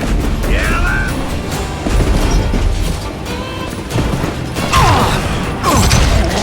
Some point, some bitch saw me and shouted out, "It's a damn Pinkerton!" Damn Pinkerton! Now, I never worked for that limey cocksucker, but I guess they assumed I was one of his assassins. Those evil bastards firebombed Jesse's mother's house and killed his stepbrother. So it's no wonder each and every asshole on that train wanted me dead. Everybody's always mistaking you for somebody else, aren't they? Why is that, I wonder? Don't rightly know, Jack. I'm just telling you how I remember it. I bet you are. You know who we are? You can't hide from me.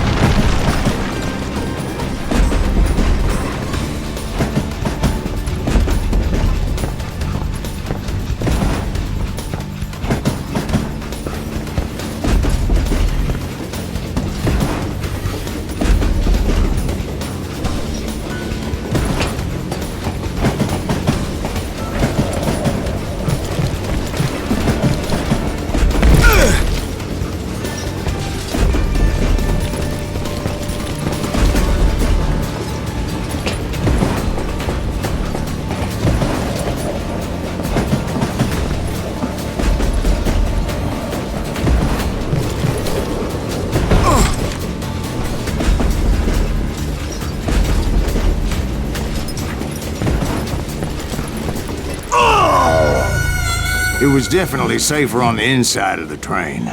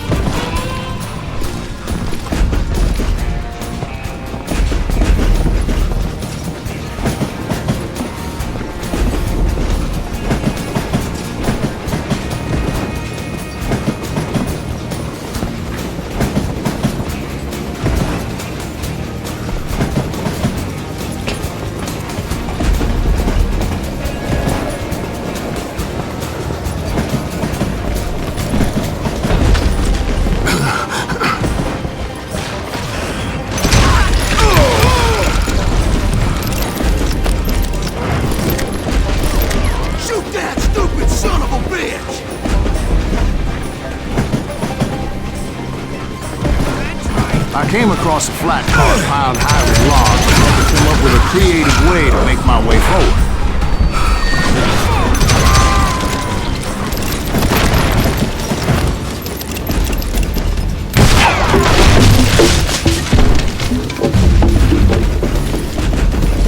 I wondered if I was ever going to find the front of that train, or the bastard I was after. Right about then, I was attacked by some asshole on a Gatling gun. Yeah, seems like you run into a lot of them. Asshole? Gatling guns. Yes, I did. Now, I don't remember how I took it out. It was either a bullet or dynamite. Where would you find dynamite? Does it really matter, Jack? You're messing with the flow of the story here.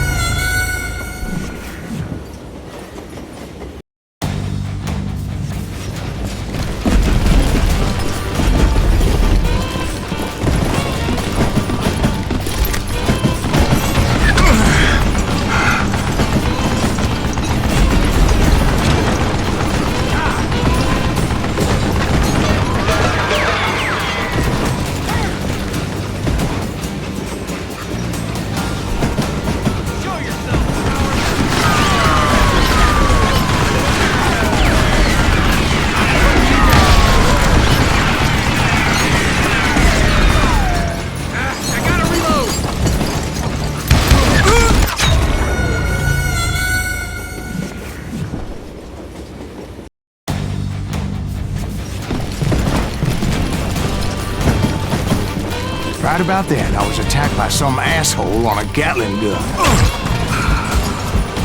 Yeah, seems like you run into a lot of them. Asshole? Gatling guns. Yes, I did.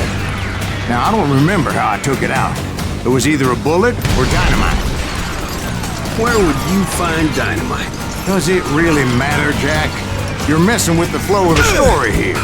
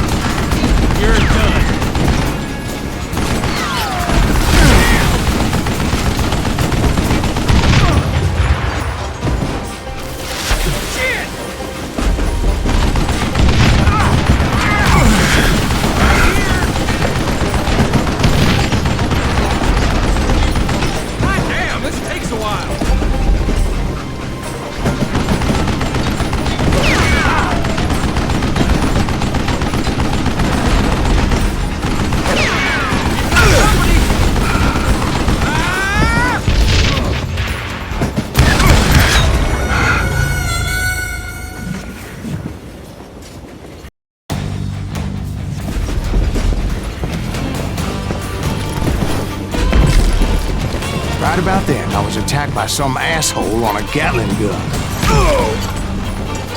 Well, seems like you run into a lot of them. Asshole? Gatling guns. Yes, I did. Now, I don't remember how I took it out. It was either a bullet or dynamite. Where would you find dynamite? Does it really matter, Jack? You're messing with the flow of the story here.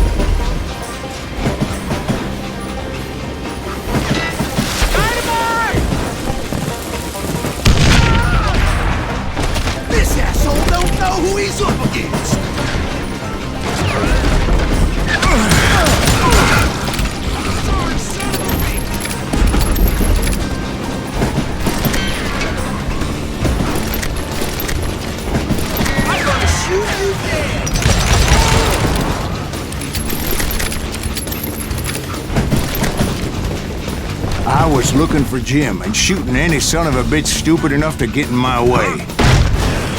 And that included Jesse James himself.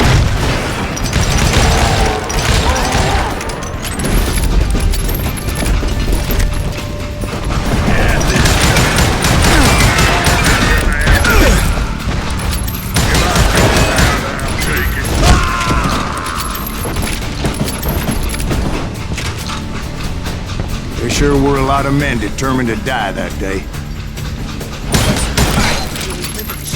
Bitch.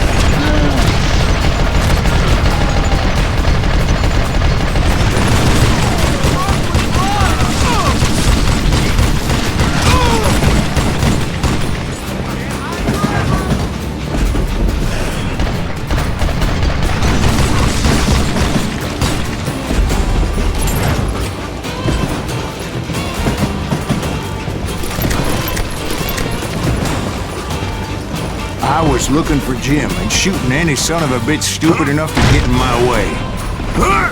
And that included Jesse James himself.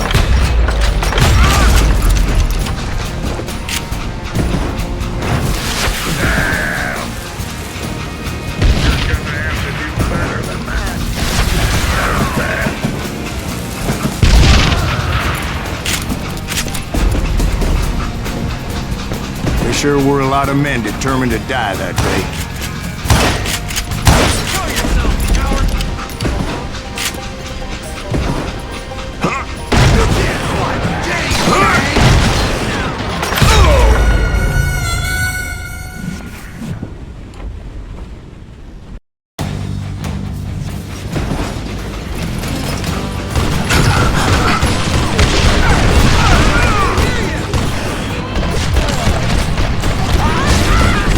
Feel that!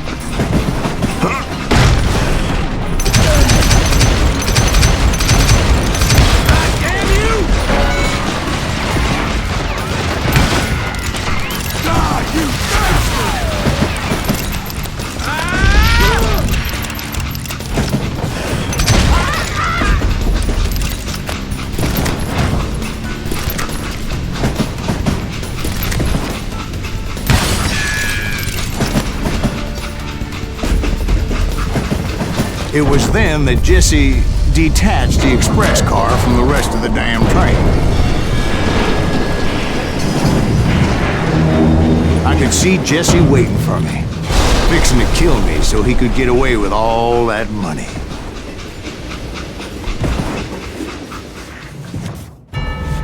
You had a showdown with Jesse James? Of course he didn't. Everybody knows that Jesse was killed by Bob Ford. Yeah, Jesse went out like John Wesley Hardin. Coward shot him in the back of the head. Guess it doesn't matter how far you run, does it, Ben? Your past always catches up with you.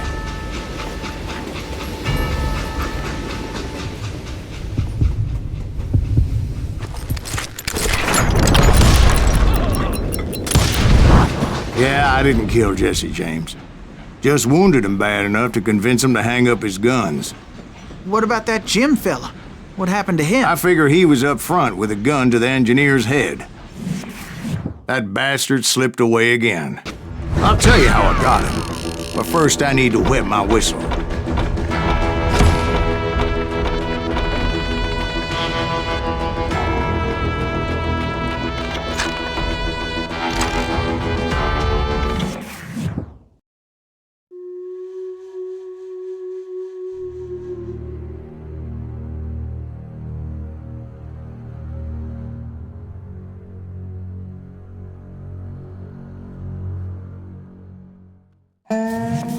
After my showdown with Jesse, I continued to track his brother, Frank, and that sumbitch Jim.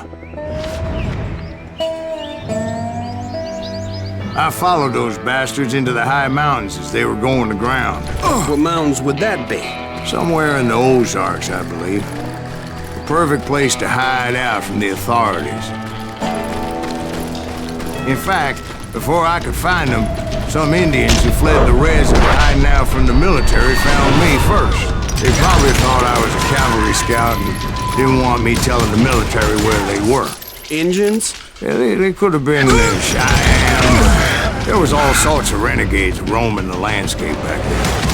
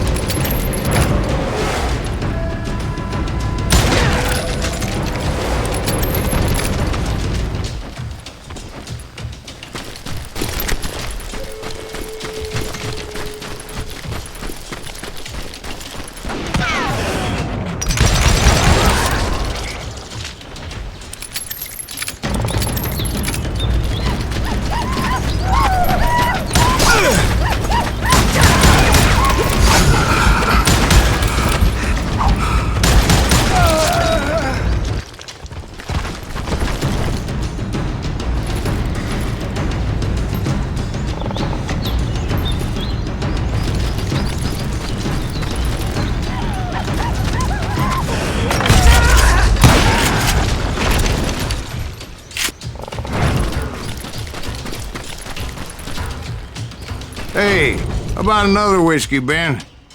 Nothing better to soothe the troubled soul.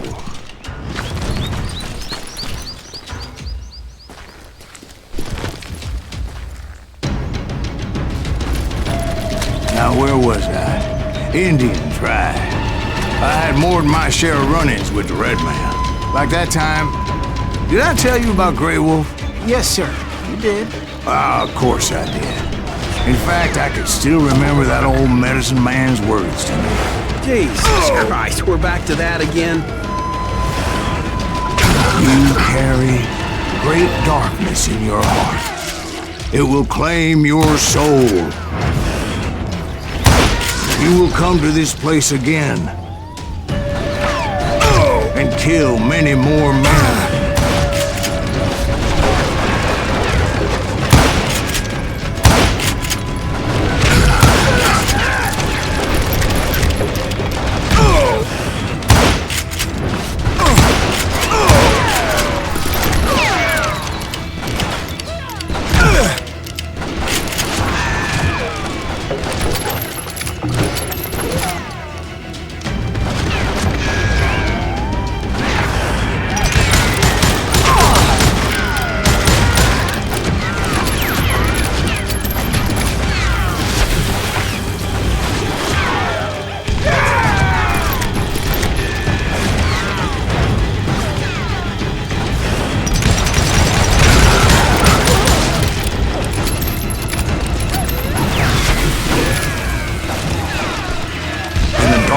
Will grow until it consumes everything you are.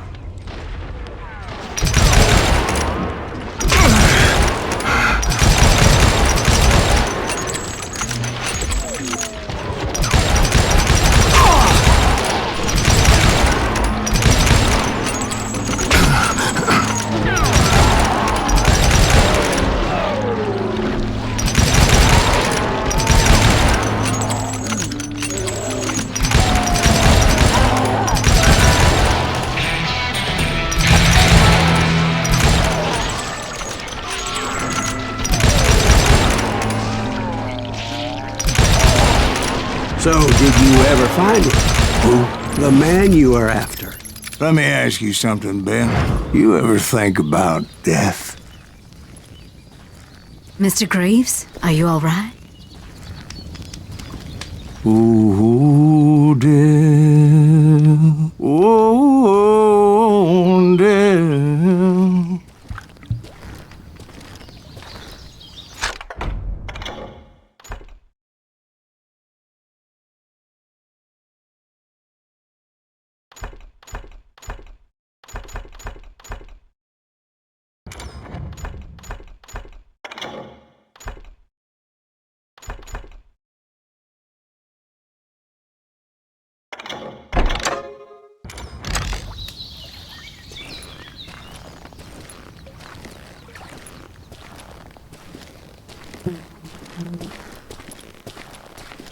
Won't you spare me over till another year? What is this that I can't see? With ice cold hands taking hold of me. Well, I am death, none can excel. I'll open the door to heaven or hell. Oh, death, someone would pray. Could you wait to call me another day? Oh, death, won't you spare me over till another year? So, are you going to answer the question? What question is that? Jim Reed. Did you ever find him? Reed was indeed that son-bitch's surname. That's right, Ben. A despicable character. I remember him laughing like a hyena that cold morning they lynched me and my brothers. He was intent on avoiding my vengeance, but nothing was gonna stop me. Nothing.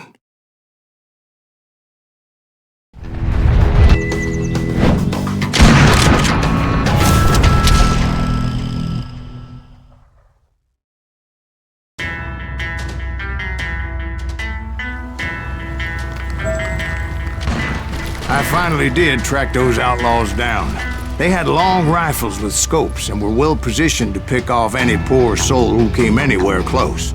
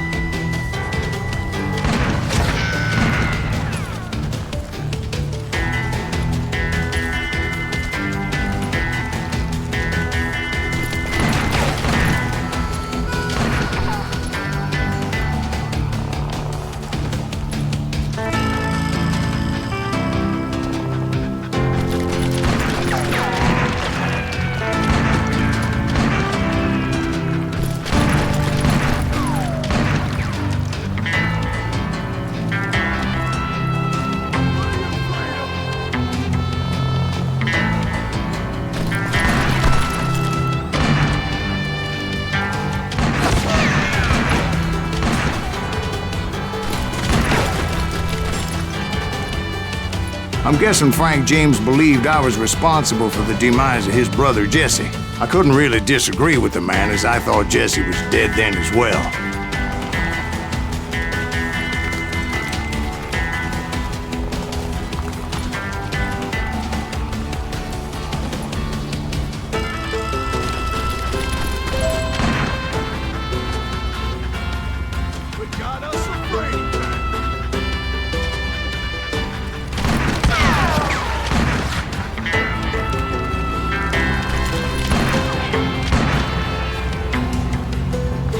He backed off as I closed in on him, but he was still intent on killing me.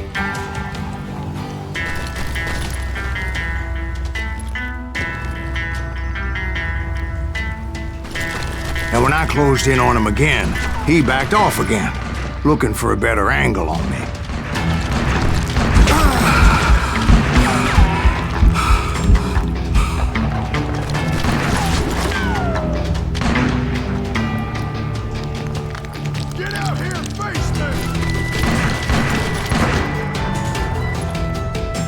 Hell, I can't fault Frank for wanting his revenge, as I was there for the same damn reason myself. At this point, I'm guessing you think Silas Greaves is a worse murderer than Jim Reed ever was. No, sir. A man who spent half his life killing somebody's brothers, fathers, sons. I think you were just looking for justice, sir. Is that what I was looking for, Dwight? Is that what it was? Justice?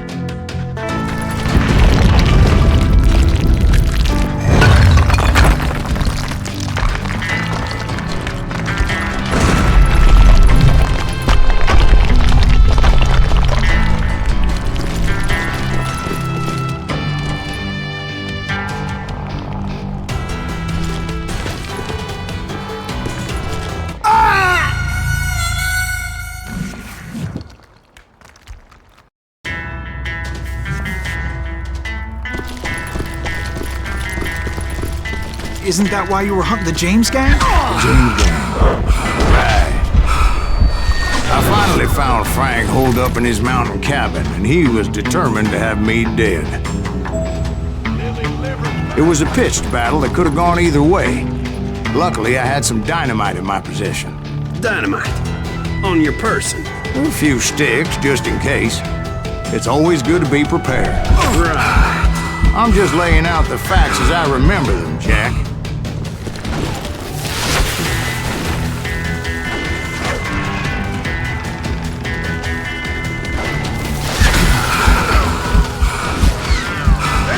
Son of a bitch! You're gonna bleed! Freak him out! He's just one man anyway! This is gonna hurt! Put him down! I want that bastard dead! I'm gonna blow your damn head off!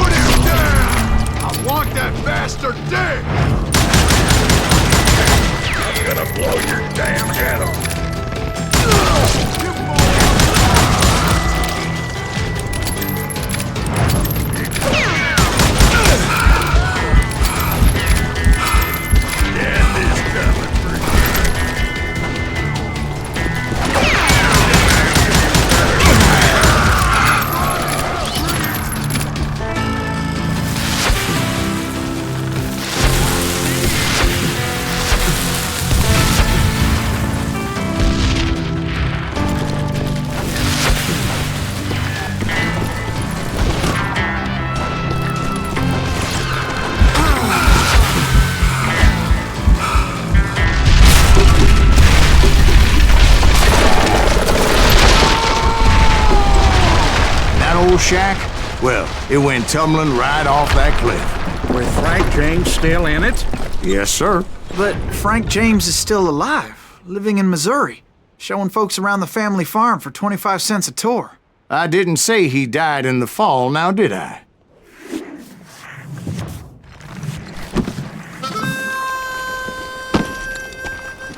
I'm done with this damnable outlaw life! Kill me, don't kill me, do what you will! At this point, I just don't give a shit! I explained to Frank that I had nothing against him personally and that I was looking for someone else. You want Reed? Have at him! I never did like that bastard! I am done here! We parted in peace as Frank pointed out the path to my prey before making his way back down the hill.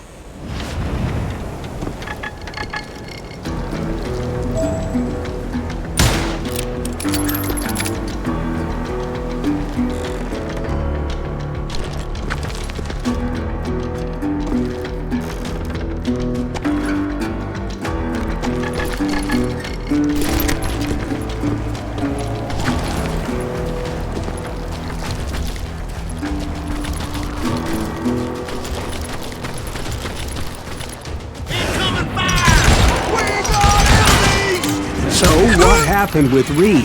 Well, I finally found the last of the gang hiding in a nearby cave. First, I had to dispatch the lookouts, as I was determined not to let that murderer escape my revenge again.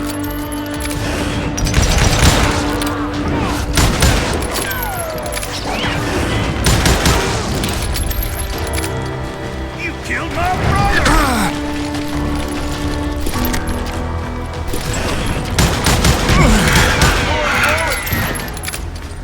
Rather than wander in willy-nilly, I decided it would be better to smoke that sumbitch out. "Hey, Reed!" I shouted. "No wonder you're so ornery. Can't be easy being married to Belle Starr. While you're off providing for the family, she's spreading her legs for every Tom, Dick, and Cole Younger.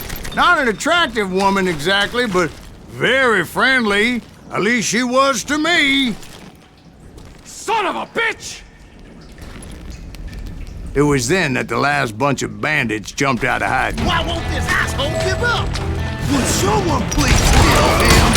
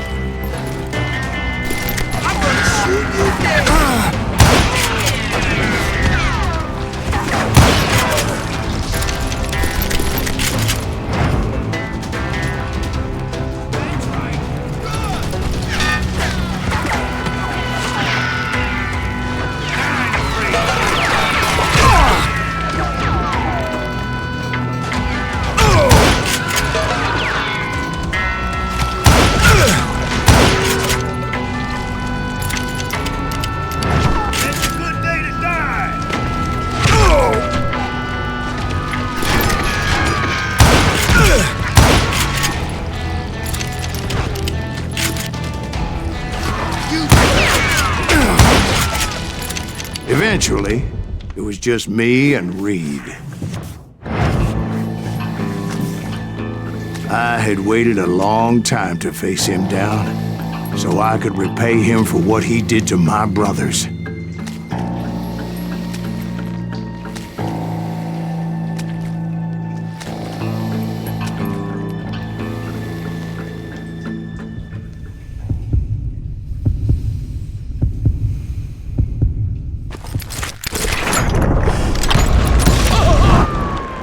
and repay him I did.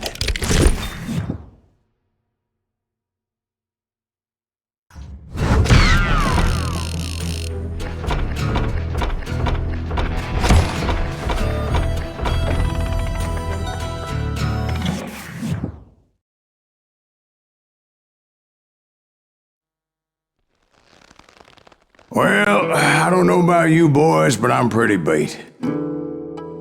Well, it's too damn bad you never found that Bob character. It seems a shame you never had to pay.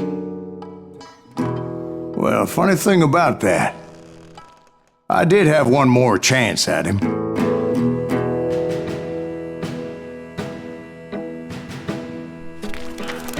Six months ago, I heard that Butch and Sundance were back in the States and had gathered up some of their old gang. I tracked them down, hoping that Roscoe Bob Bryant had returned with them. So you're saying they didn't die down in Bolivia? That's what I'm saying.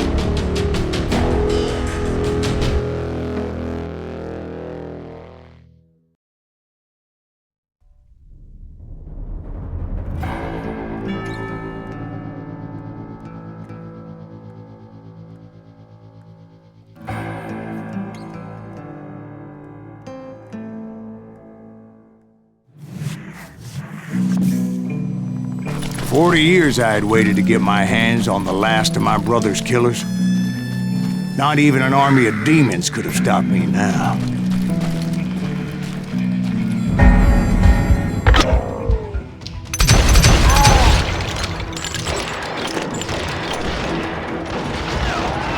Both Johnny Ringo and Jim Reed fell fairly quickly. But the last one, Roscoe Bob Bryant, that son of a bitch had managed to escape my vengeance time and time again. I couldn't even be certain I'd recognize him after all those years. By now, he had to be close to 70. But for all you know, he could have been dead. That thought had indeed crossed my mind, as did others. For instance, did my thirst for vengeance turn me into something worse than the man I was after? By this point in my storied career, I had killed more men than Bob Bryant ever had. I was furious as hell at that bastard for making me who I am. A man with no family, no friends, no purpose except shooting Bob Bryant dead.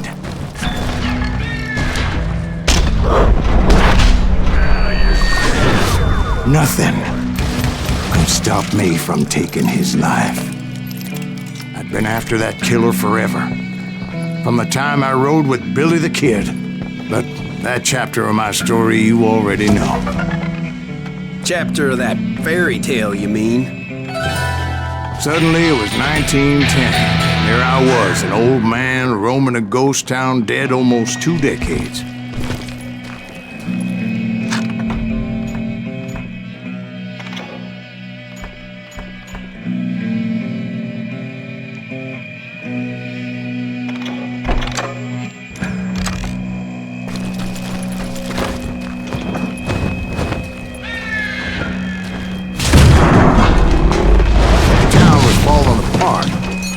Just like me.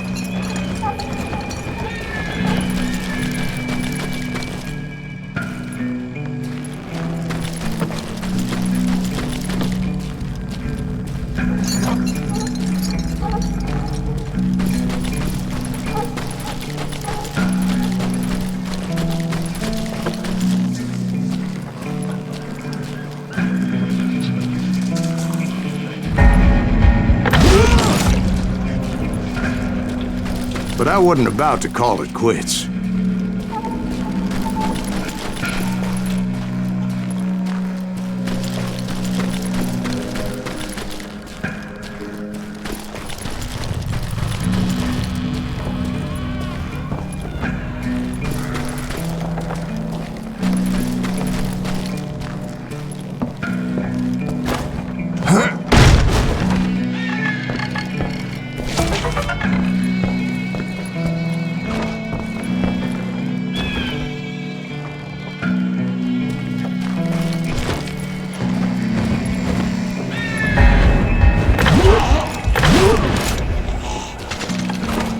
even though the ghosts of my dead brothers were begging me to end what I started so long ago.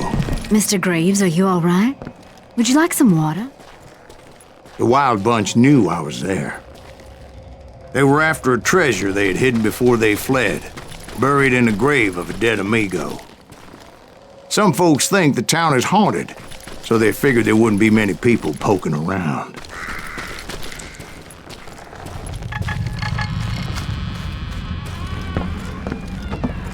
I intended to fill that grave with Bob Bryant's corpse. But like I said, the bandits knew I was on to them. They lured me in and hit me with everything they had.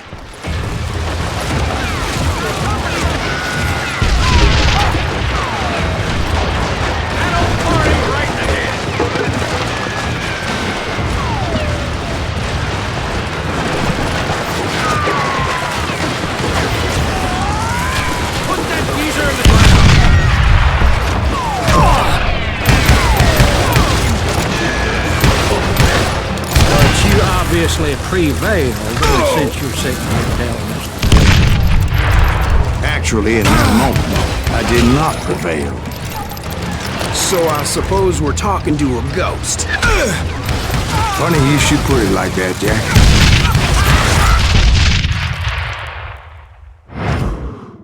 Because when I woke up... From the dead? There was silence all around me. I could swear to God I saw Billy then. Billy who? Billy the kid. William Bonney. He was shooting at me from a rooftop. Here and there. Even over there. So I am right. You are titched in the head. Mr. Graves, perhaps we should switch you to coffee? You see that old Indian again, too? No, but I did see Billy's killer. Patrick Floyd Garrett. He came at me guns a-blazing. But I knew that old war horse had died 2 years before. I wondered if maybe I was dead too and confronting the ghosts of my past. Perhaps all my sins were coming back to haunt me and drag me down to perdition.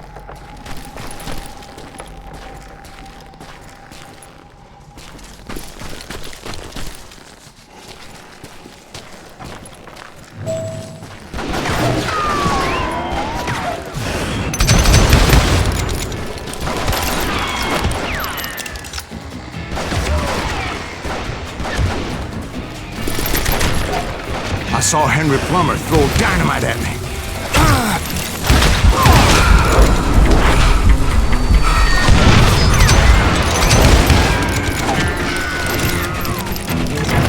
And in the gates of the cemetery, I saw John Wesley Hardin, just like I remembered him.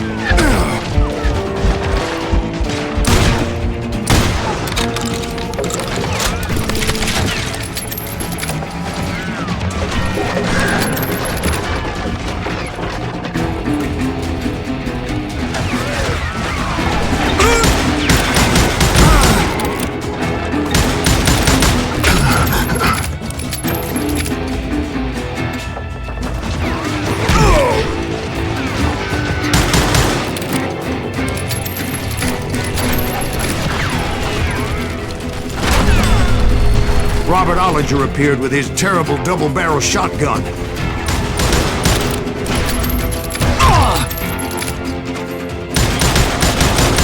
But no ghost army was stopping me. My father-in-law got hit with a fallen branch.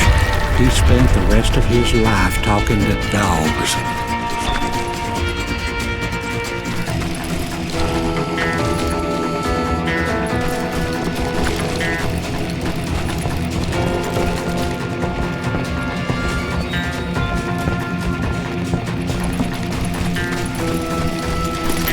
Newman Hayes Clanton, William Roches, John Peters Ringo, they all wanted me dead.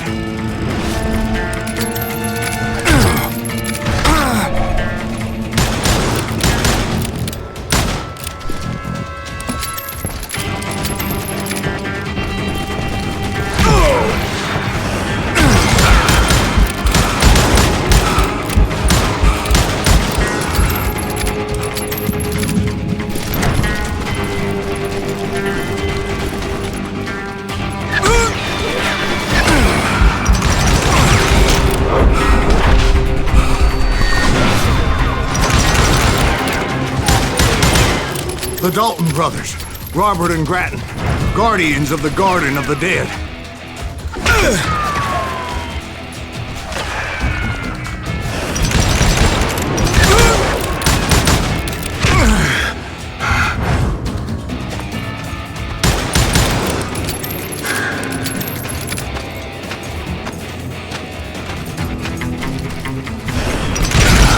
George Curry and Harvey Logan, alias Kid Curry, both thirsty for vengeance from the great beyond.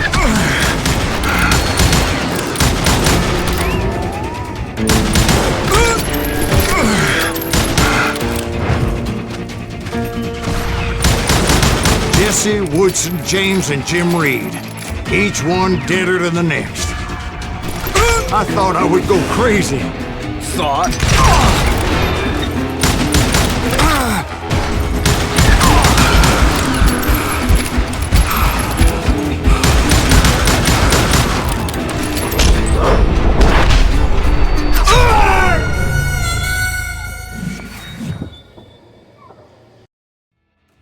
The Dalton brothers, Robert and Grattan, guardians of the Garden of the Dead.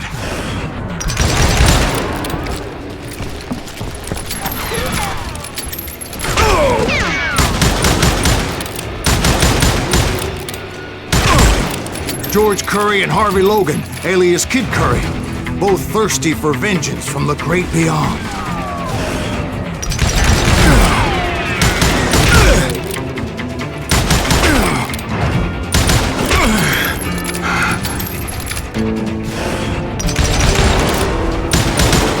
Jesse, Woodson, James, and Jim Reed, each one deader than the next.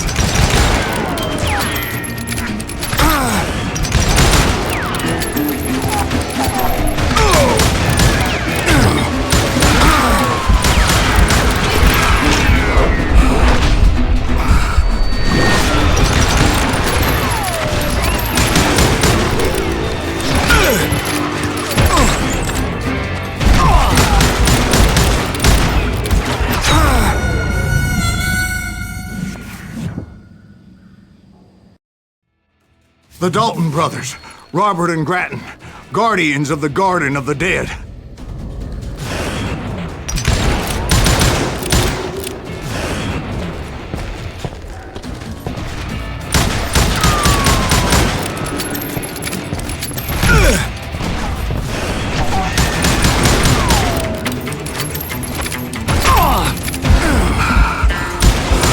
George Curry and Harvey Logan, alias Kid Curry, both thirsty for vengeance from the great beyond.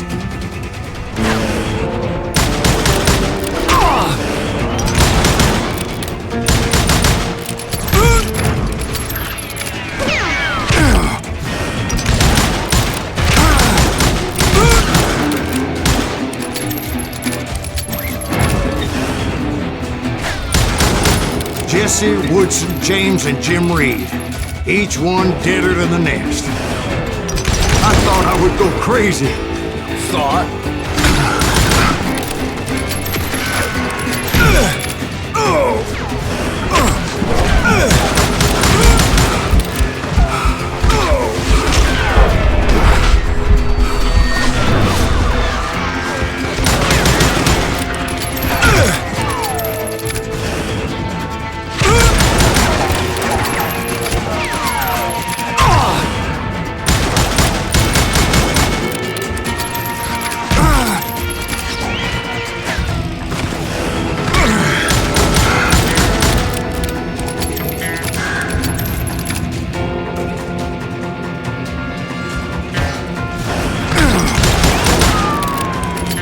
Finally, I saw Harry Alonzo Longabaugh. The Sundance Kid? Like a general leading his legion of the dead. You told us before that you'd seen him alive. He was alive.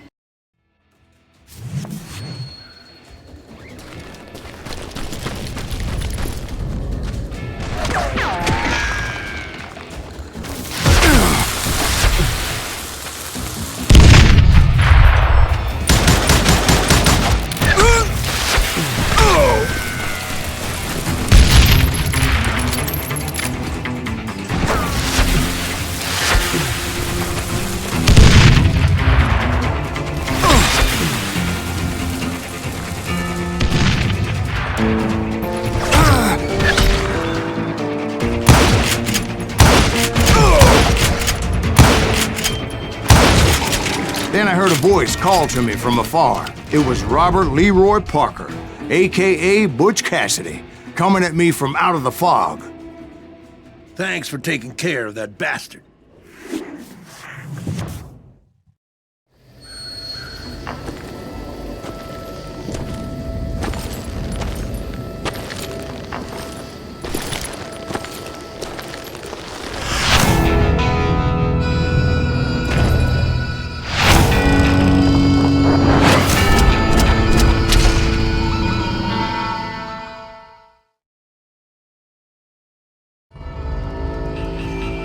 But the kid wasn't quite deceased. Not yet. Takes more than one little bullet to kill the likes of me, partner. Those two looked like they hadn't seen each other for quite a while. Clearly, they were no longer amigos. Shit. I was hoping I wouldn't have to kill you. You won't have to, Butch. I'm killing you first. I asked them about Bob Bryant, but they were too busy with their own heated conversation. Let me get this shit straight. You want my money and the love of my life? You frittered it all away, Butch. Etta's mine. So is that damn money. I didn't want to shoot anybody until I had an answer to my question, but those boys didn't give me much of a choice.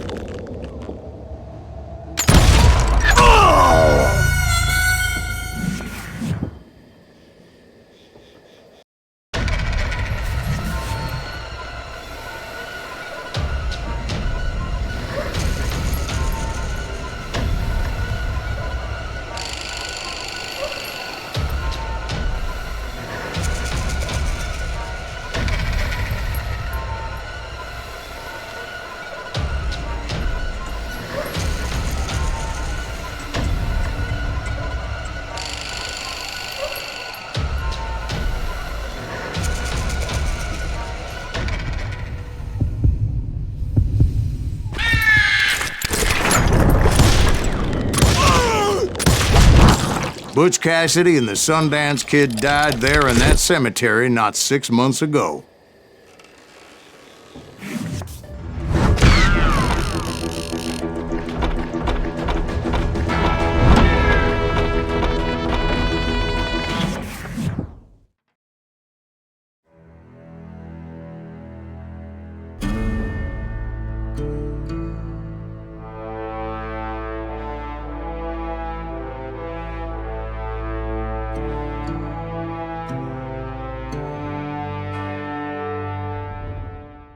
Butch Cassidy and the Sundance Kid were killed by the Bolivian army. Everybody knows that. That's the legend, but it ain't the truth.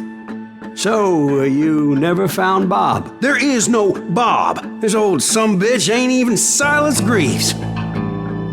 Sir, is that true?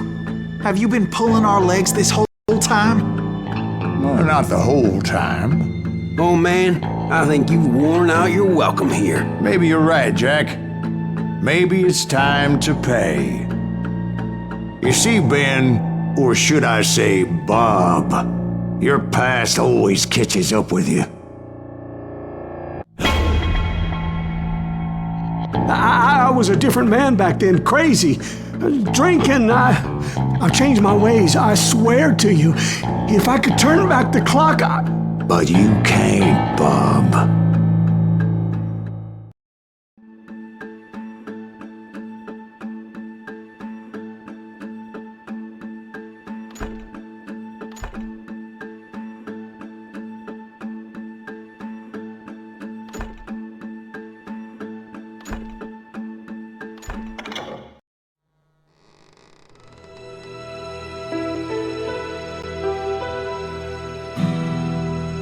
Why'd you toy with me like that? Telling those tales, knowing all along. Why not just lay your cards on the table? Here. I won't have it said that I left you with nothing. That's how you want it? So be it.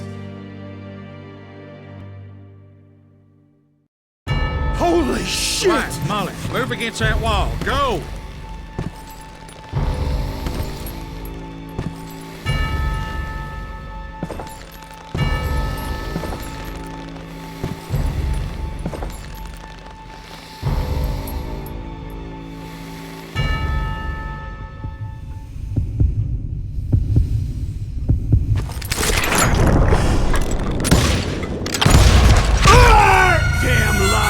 Drifter!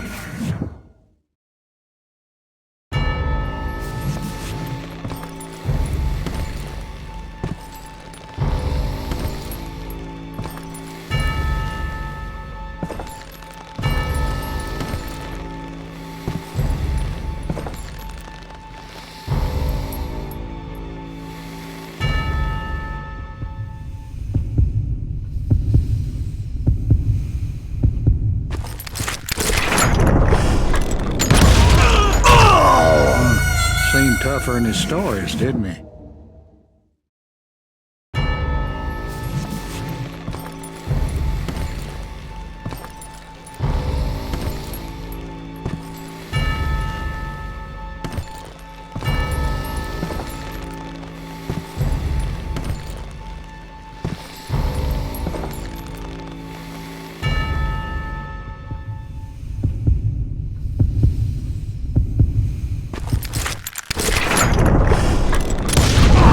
Oh my God! Oh, Jesus!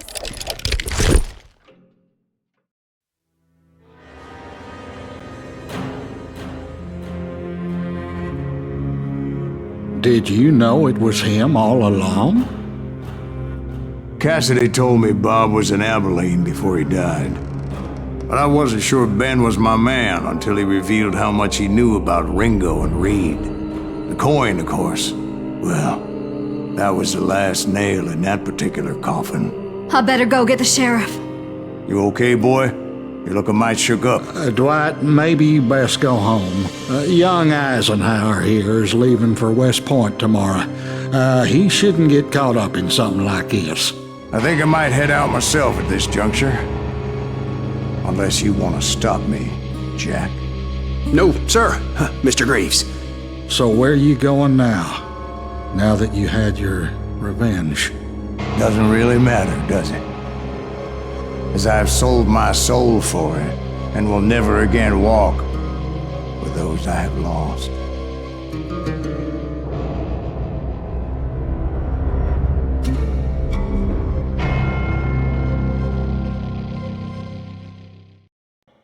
Ooh, dear. Oh, dear. Won't Won't you spare me over to another?